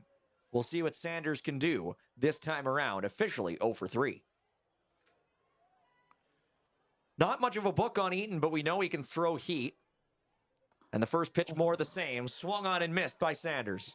He just paints it perfectly to where it's there for the batters, but just they swing and they're just too late. He's throwing absolute gas right now. The 0-1, another fastball, and another strike. This guy is on fire. He is unbelievable right now. Eaton is just throwing absolute gas. It really just, honestly, you could say that's helped bring the momentum to the Dawgs because he brought in. And that one bounces, but still pretty good velocity on it. You could argue that he brought a lot of confidence to the Dawgs. He came in and the Dawgs were able to produce some offense right after. Big time. The 1-2, that one's high, and that's the fastball pitchers. You have to always worry a little bit about their control. We'll see what Eaton can do now with the count even again.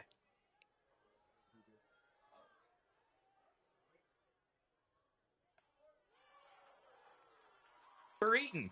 Holy moly, this guy is absolutely scorching right now in the top of the 9th.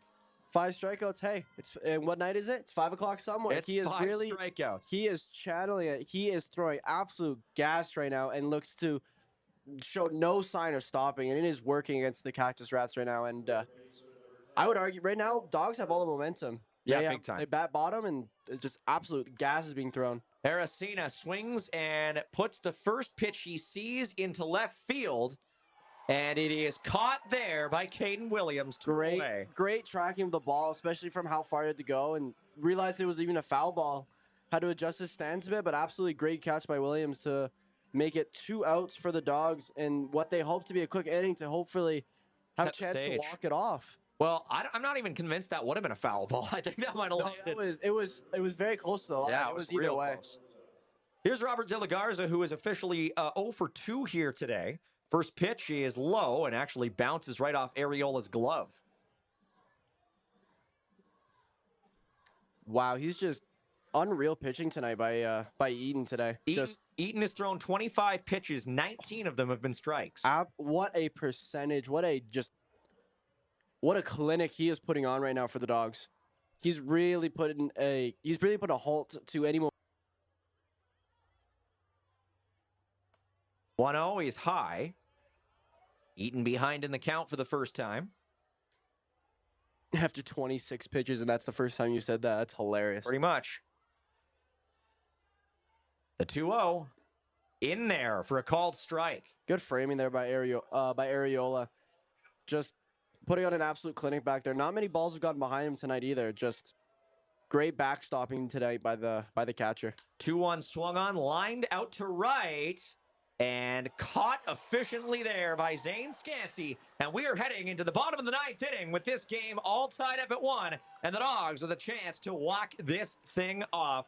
Mike and Merrick with you, here after a rain delay, here after all sorts of great pitches from the man on the mound, Eaton. Now it's the Dawgs' turn to try and get this one to the finish line. Be back with you right after this.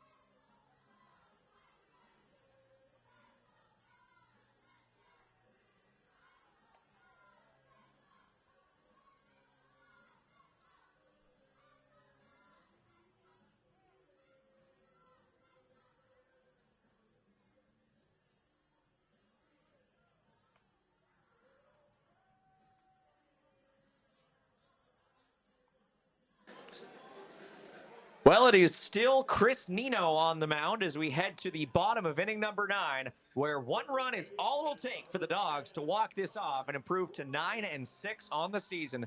And wouldn't you know it, it's Connor Croson, the man who could possibly end this one with just 1 swing of the bat, up first. Mike and Merrick with you here on Flow Sports. Here we go, Nino versus Croson to kick things off. The lights are the brightest. Bottom of the 9th. Croson looking to end this game. It is it's dark outside, but the lights are bright. We're hoping for something big happen. First pitch is taken outside, and Croson's ahead, 1-0. Wouldn't that be nice to see? Just one just shot to the moon. It's just, ladies and gentlemen, we can go home. 10:24 local time in a game that was flying by until a rain delay. And Croson trying to put that one onto Railway Street, but he swings and misses, 1-1. Again, just feels like you want to just get someone on base just for because Dawgs have, obviously tonight hasn't been a very good showcase of the bats, but their base running has been very good, and obviously what got him back into the game. But just get one on and just do what you can do. Do some damage by that. The type of team or the type of game that you'd want a team that's three-peated to be able to steal. Exactly. That was fouled, and that's towards my car. So yeah, no kidding. Crash. That's always the fun part. Yeah, could you imagine? That's always the fun part. The little risk you have when parking here. That's right. 1-2 count. Right now, the safest place to park would be right outside the outfield walls. Exactly. And that one is outside. The count moves even again. Wonder if anyone's done like a statistic or something like that where they've been like, this is the safest place to park at this ballpark, etc. Park directly outside center field. I've sacrificed 8 cars for this survey. 2-2 count now for Connor Croson. Here comes pitch number 5. Swung on, tapped, foul. Looks like Croson might have even double hit that one. Yeah, it really did look like it. Did the made the impossible possible with a little double hit, but honestly, in that scenario, you kind of take it. You might have been able to sneak it past if the catcher, which we haven't seen be super ready for like any stolen bases or any quick balls like kind of around him. So 2-2 count yet again for Connor Croson. Nino deals.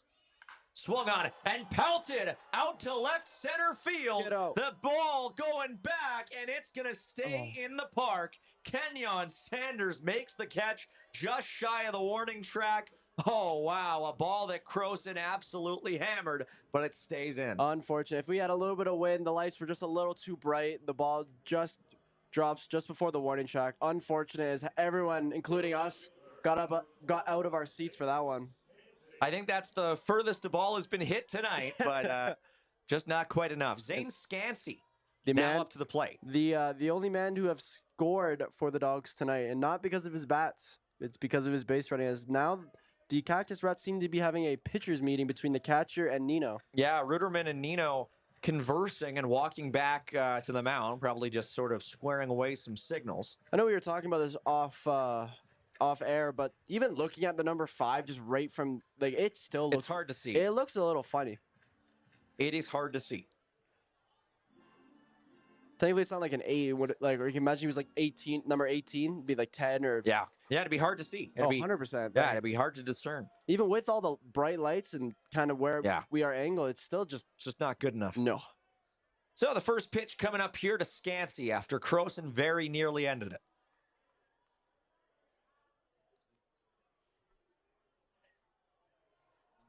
Here it comes. And Scansey lets that one go for a ball.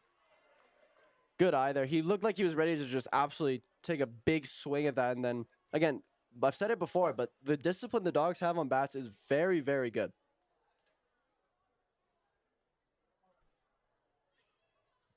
Second pitch loading here. Nino delivers, and this one's fouled back.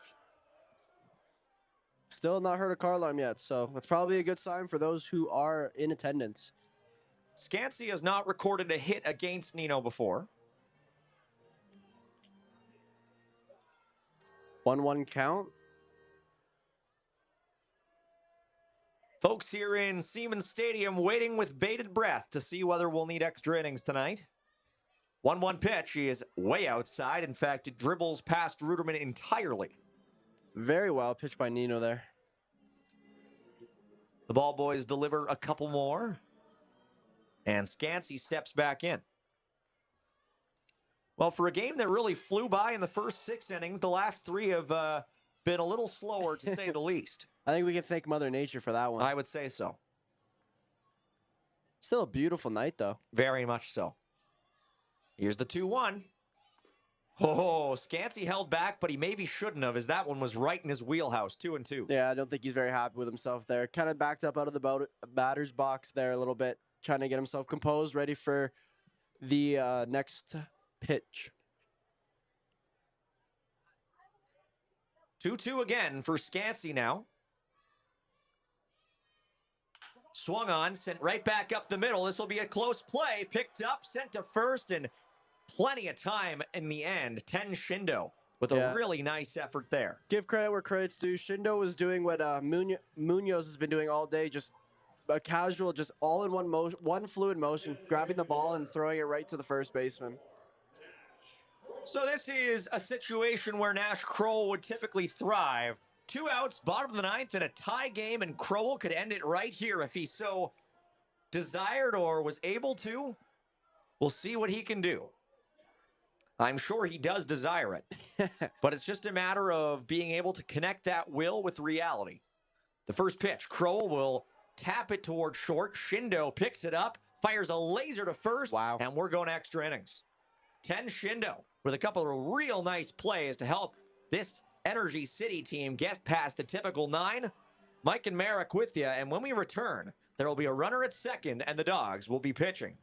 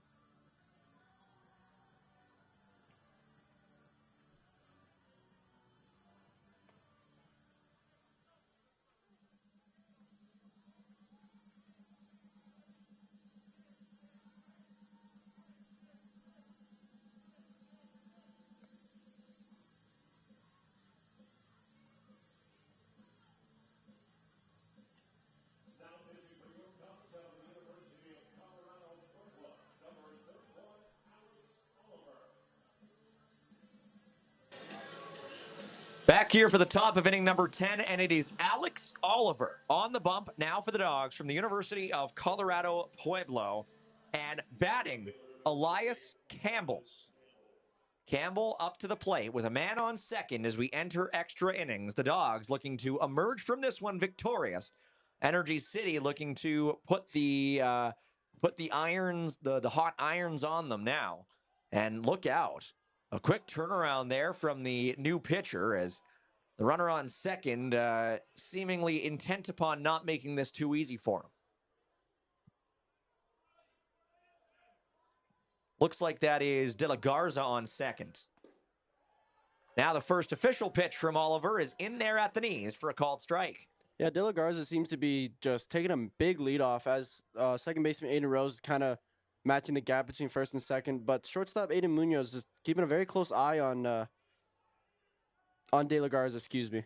And De La Garza seems to have worked Oliver back towards giving him a stare down once again as that little fidget right before Oliver was about to deliver seemed to seal the deal. 0-1. De La Garza looked like he was going to break for a second there, but ends up going back to second. Might make a break for it now. He will as the catch is made by Scansey. Trying to get him out, and it is not in time. De La Garza takes third off the sacrifice. Close attempt there by Scansey to Croson there. Fans here at Siemens Stadium are not happy with that call, but nonetheless, we move on into, we still have it out, just need two more. So now Oliver will be tasked with preventing anything more than a little infield dribbler. Coming up next is Reese Ruderman, who is 0 for 3 today with a strikeout. Ruderman batting .227 on the season. Yeah, it seems like the Dogs are shrinking the infield here, trying to minimize any. And now the first pitch is sent to second base, but Rose can't knock it down. And that'll be a infield single, I believe, as Ruderman drives home the go-ahead run. Unfortunate there. Ball was just a little too hot for Aiden Rose. They shrunk the infield, which was obviously, it was seemingly like the right call there. It's just ball just got past Rose there on second base. So Ruderman improves to 1 for 4 on the night. Now the DH, Elijah Bear, comes up. Potential double play situation here with the Dogs now trailing 2-1. First pitch swung on, put right to second, but Rose unable to knock it down. And a single again will put it to runners on first and second with just one away. And it just keeps getting worse here for the Dogs, just pitch after pitch. All momentum seems to be in favor of the Cactus Rats, but good news for the Dogs, they do bat at the bottom, so they still has an opportunity to walk it off if you keep it close, as it's only 2-1 now, and Oliver is looking to keep it 2-1, hopefully not adding any more score to it. Just needs 2 more outs, and we're heading back to the bottom of the 10th inning. And now we're going to see a pinch runner. Coming in here for Energy City is, I believe, an outfielder. Yes, it is Jackson Davis. So Davis will take the place of Elijah Bear at first base. And Parker Husu will step on with 2 on base and just 1 away here in the top of inning number 10. So with Jackson Davis now on first base, the first pitch is upstairs for Husu, but in there, they're going to call that a strike. Yeah, just kind of painted that top right corner, and umpire liked what he saw and gave it a good strike. It was kind of, I think he felt it was right in that little spot that is 50-50 for pitchers batters. The 0-1 is swung on and put out towards center. Skaggs camped underneath it. He'll make the catch, but the runner breaks toward third base, and he'll get there in plenty of time. I mean, yeah, go ahead. Can't really expect anything else. It's like, in a weird way, it's best case scenario. No runs scored, but you get an out. You just kind of got to just get an easy out, pray for an easy pop-up, or go for a strikeout, as we're coming up to a pitcher meeting with the entire infield, including the coach manager here. So we've seen a couple pretty good pieces of contact here in the top of inning number 10. and I wonder if we might see a new pitcher. It looks like indeed that might be the case, but we'll see. Not entirely certain yet. Doesn't look like it as. Nope, for now it looks like Oliver's staying in. It's 10 Shindo up at the plate with 2 away and runners on the corners.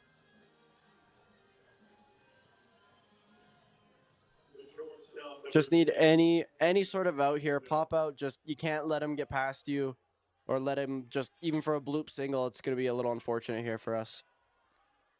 First pitch is in the dirt. Look out.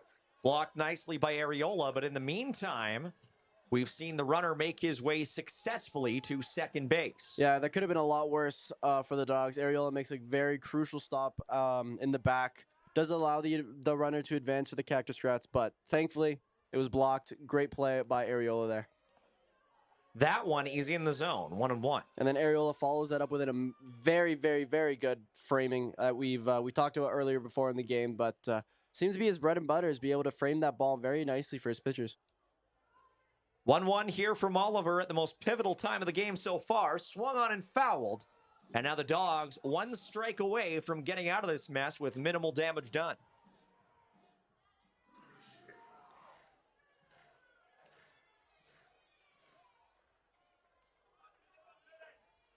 Ten Shindo up at the plate with 2 runners in scoring position, 2 outs, and a 1-run lead for Energy City.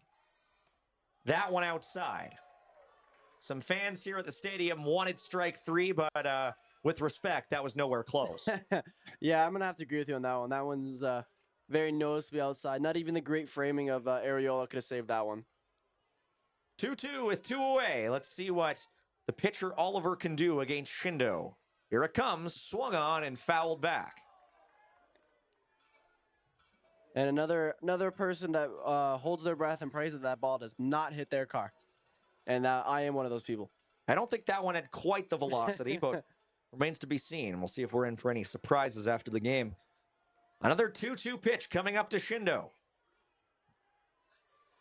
Swung on and missed. And we head to the bottom of inning number 10 with the Dawgs just 1 run away from tying and 2 away from walking this thing off. Mike and Merrick be back with you right after this on Full Sports.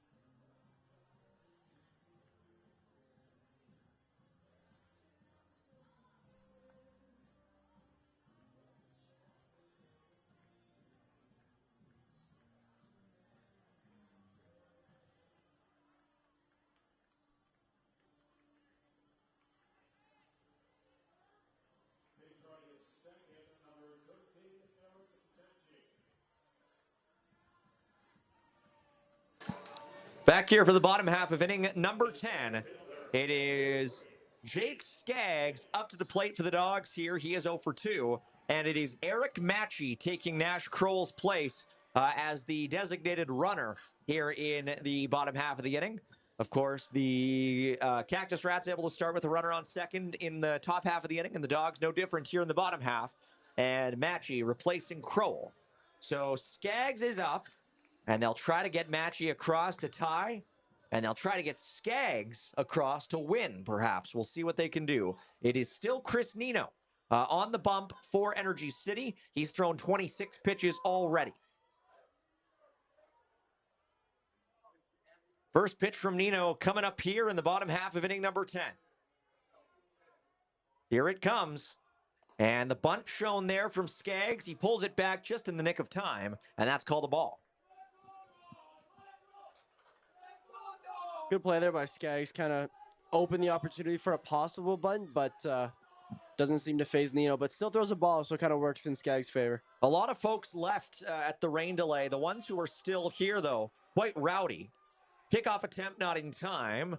Boy, wouldn't that have been just a sick feeling match you cut and picked off? That would have been heartbreaking, especially with how the Dawgs have been batting today. Having only 2 actual hits on the day, that would have just been gut-wrenching. I think, like, momentum would have shifted dramatically if that happened. You only need 2 well-placed sacrifices to tie this game. Second pitch to Skaggs is a bunt. Skaggs puts it down beautifully, trying to outrun it, and he will.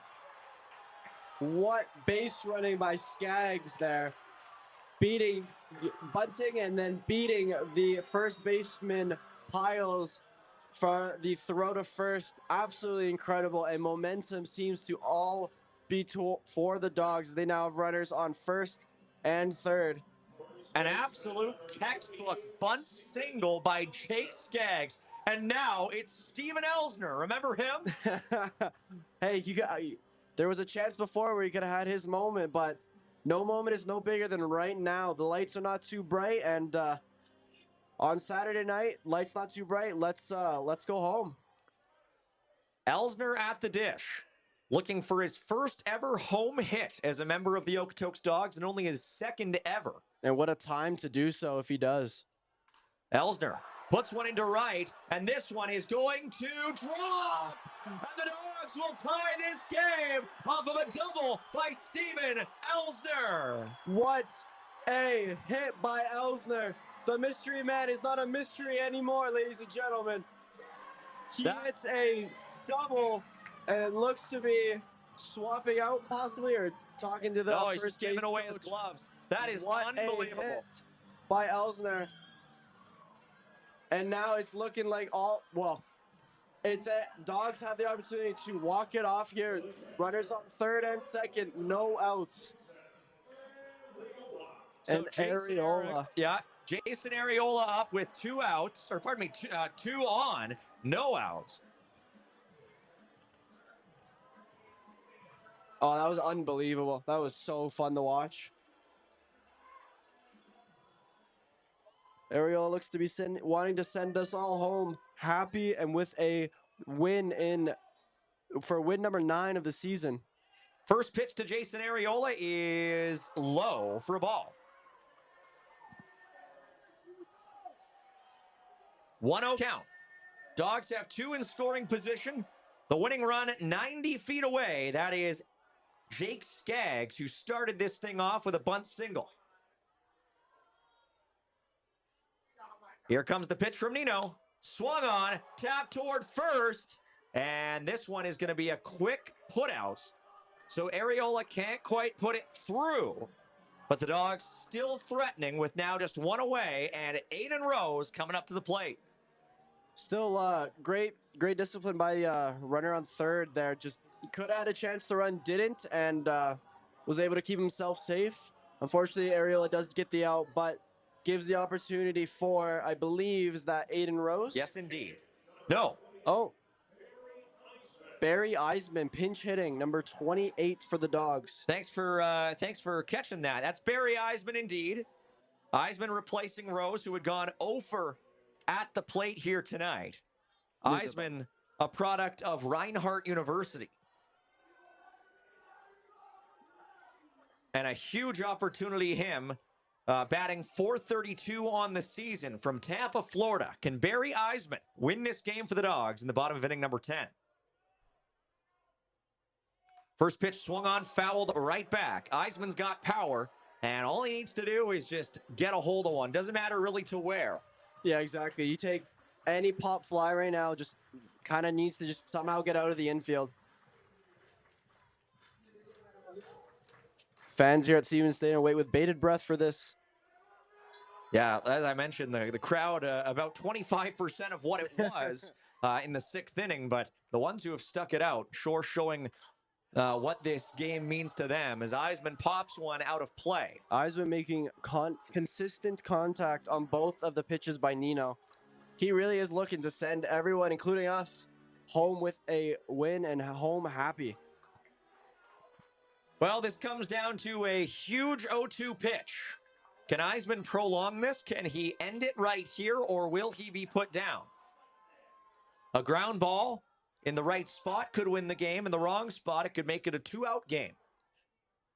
The 0-2 is nowhere close.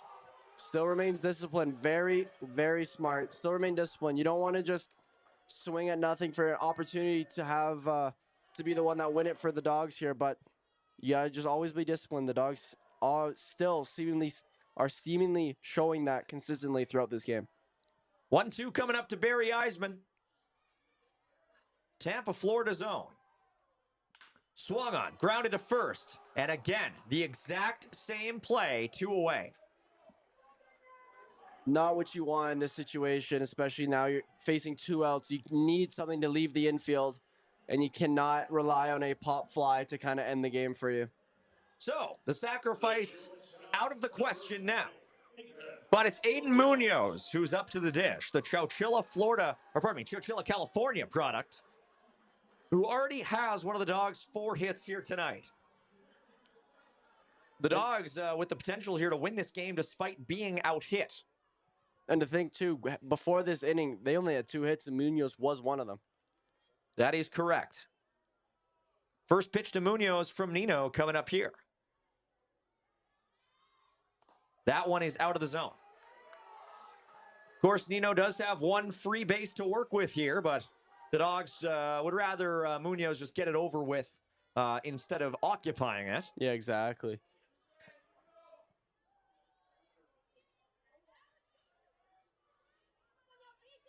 Pitch number 2 from Nino coming up. Munoz swings and puts this one out of play. Great contact there by Munoz, just unfortunately is foul.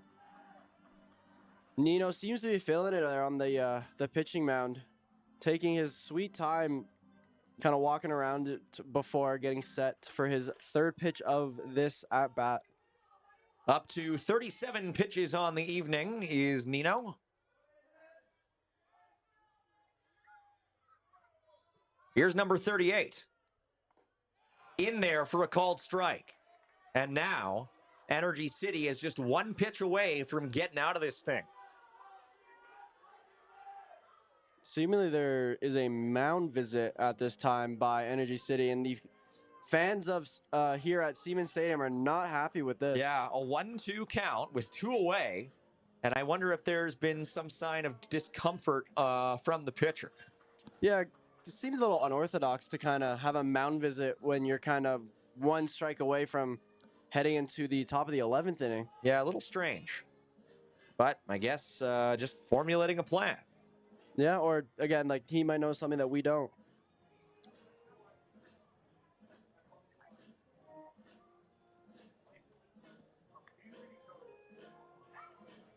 The home plate umpire now coming out to see what exactly is going on.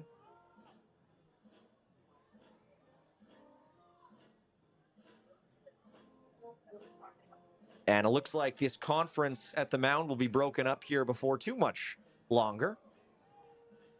Yeah, umpire does not seem to be happy right now.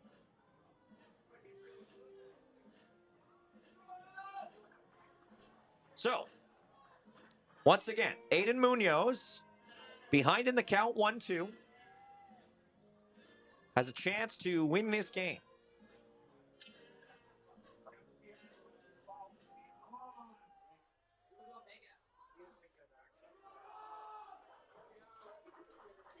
Nino against Munoz. What will be the outcome here? Is it over now, or are we heading to the 11th? We won't know just yet. Now it's 2-2. 2 balls, 2 strikes, 2 outs. It's everyone here is on the edge of their seat right now. Lots of pressure out there, and it's not just because of the thunderstorm we just had. Here it comes. Inside, and the count moves full. On deck, Caden Williams, Connor Croson, Zane Scansey. A single wins it, and a walk puts a lot of pressure for the next at bat, especially for Nino as well. You just know Nino wants to make sure this one's in the zone. Full count pitch. Swung on and put foul right into the dugout. That was a good foul swing. I think that was strike no matter what. I think Munoz kind of knew that. There's seemed to be another mound visit just by the catcher Ruderman here. Yeah, this plate appearance is taking some time. Yeah, I don't know. Seems a bit questionable. That's 2 mound visits within the span of not even 5 total pitches. If I'm Aiden Munoz, I'm flattered that I need so much extra attention. Exactly. You're just there yeah, you gotta be that. You gotta be using that just maybe as some motivation here, but you don't want to just be caught swinging at absolutely nothing that could be 10 feet wide and that can give you an opportunity for a ball.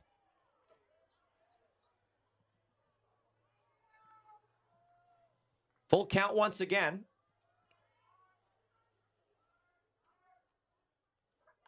Swung on, put up the line, but foul.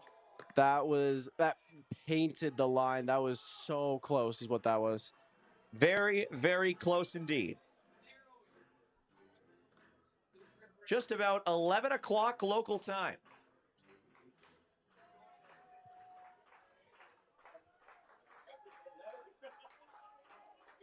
Yet another 3-2 upcoming. From Nino. Swung on and fouled back again. Munoz is really proving towards Nino he is a formidable adversary right now, as Munoz does not want to go down without a fight. Still, the count is full. At this point, it feels like we should have another mound visit. Pitch number 9 of the plate appearance coming up next.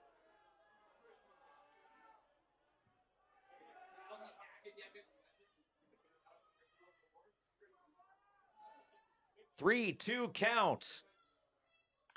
Swung on and fouled again. The 5th foul ball of this plate appearance. Unbelievable. Munoz is just not going to go down here. Nino seems like doing what seems to be his normal routine, but does seem to be a little antsy right now. 3-2 again. Munoz trying to put a bow on this one. Out the base. 10-pitch walk from Aiden Munoz, and Caden Williams is coming up. With loaded bases, 2 outs, Williams has an opportunity to be a hero, and Nino has to be feeling the pressure, as if he walks anyone coming up, it is game over. Left fielder, number 2, Caden Williams. Caden Williams has gone 0 for 4 tonight, and he's seen his average slip below 300. You could bet he'd love to get it back above that little plateau. With 3 on, 2 away, and the score tied in the bottom of inning number 10. What can Williams do? The Emporia, Kansas product waits and watches the first pitch go in outside, and the Dawgs 3 balls away from winning this game. Yeah, you almost want to just be perfectly patient and kind of, if you think it's not going to be a strike, then just don't swing. Keep your bat low.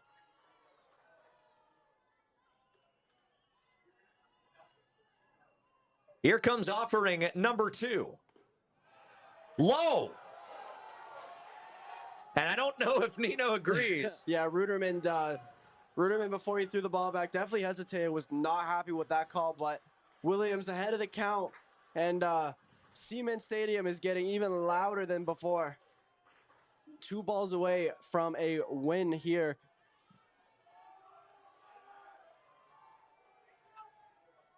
I don't think Williams is going to be swinging. 2-0. He did swing, and he fouls it back. That was a nice announcer jinx you just did there. Yeah, no kidding. Happens all the time. Oh, you gotta love them. They're always fun.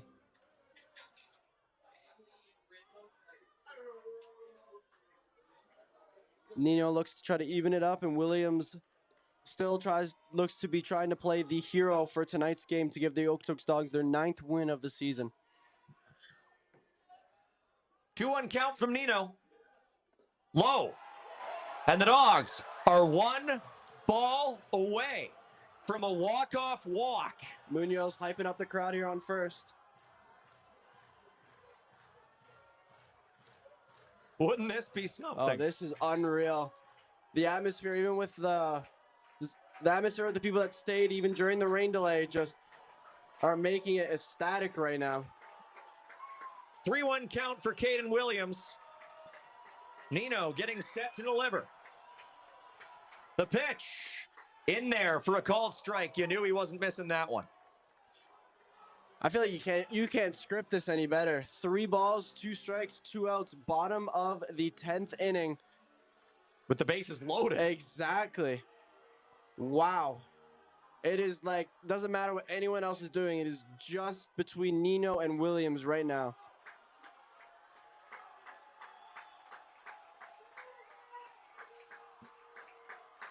Here's the pitch.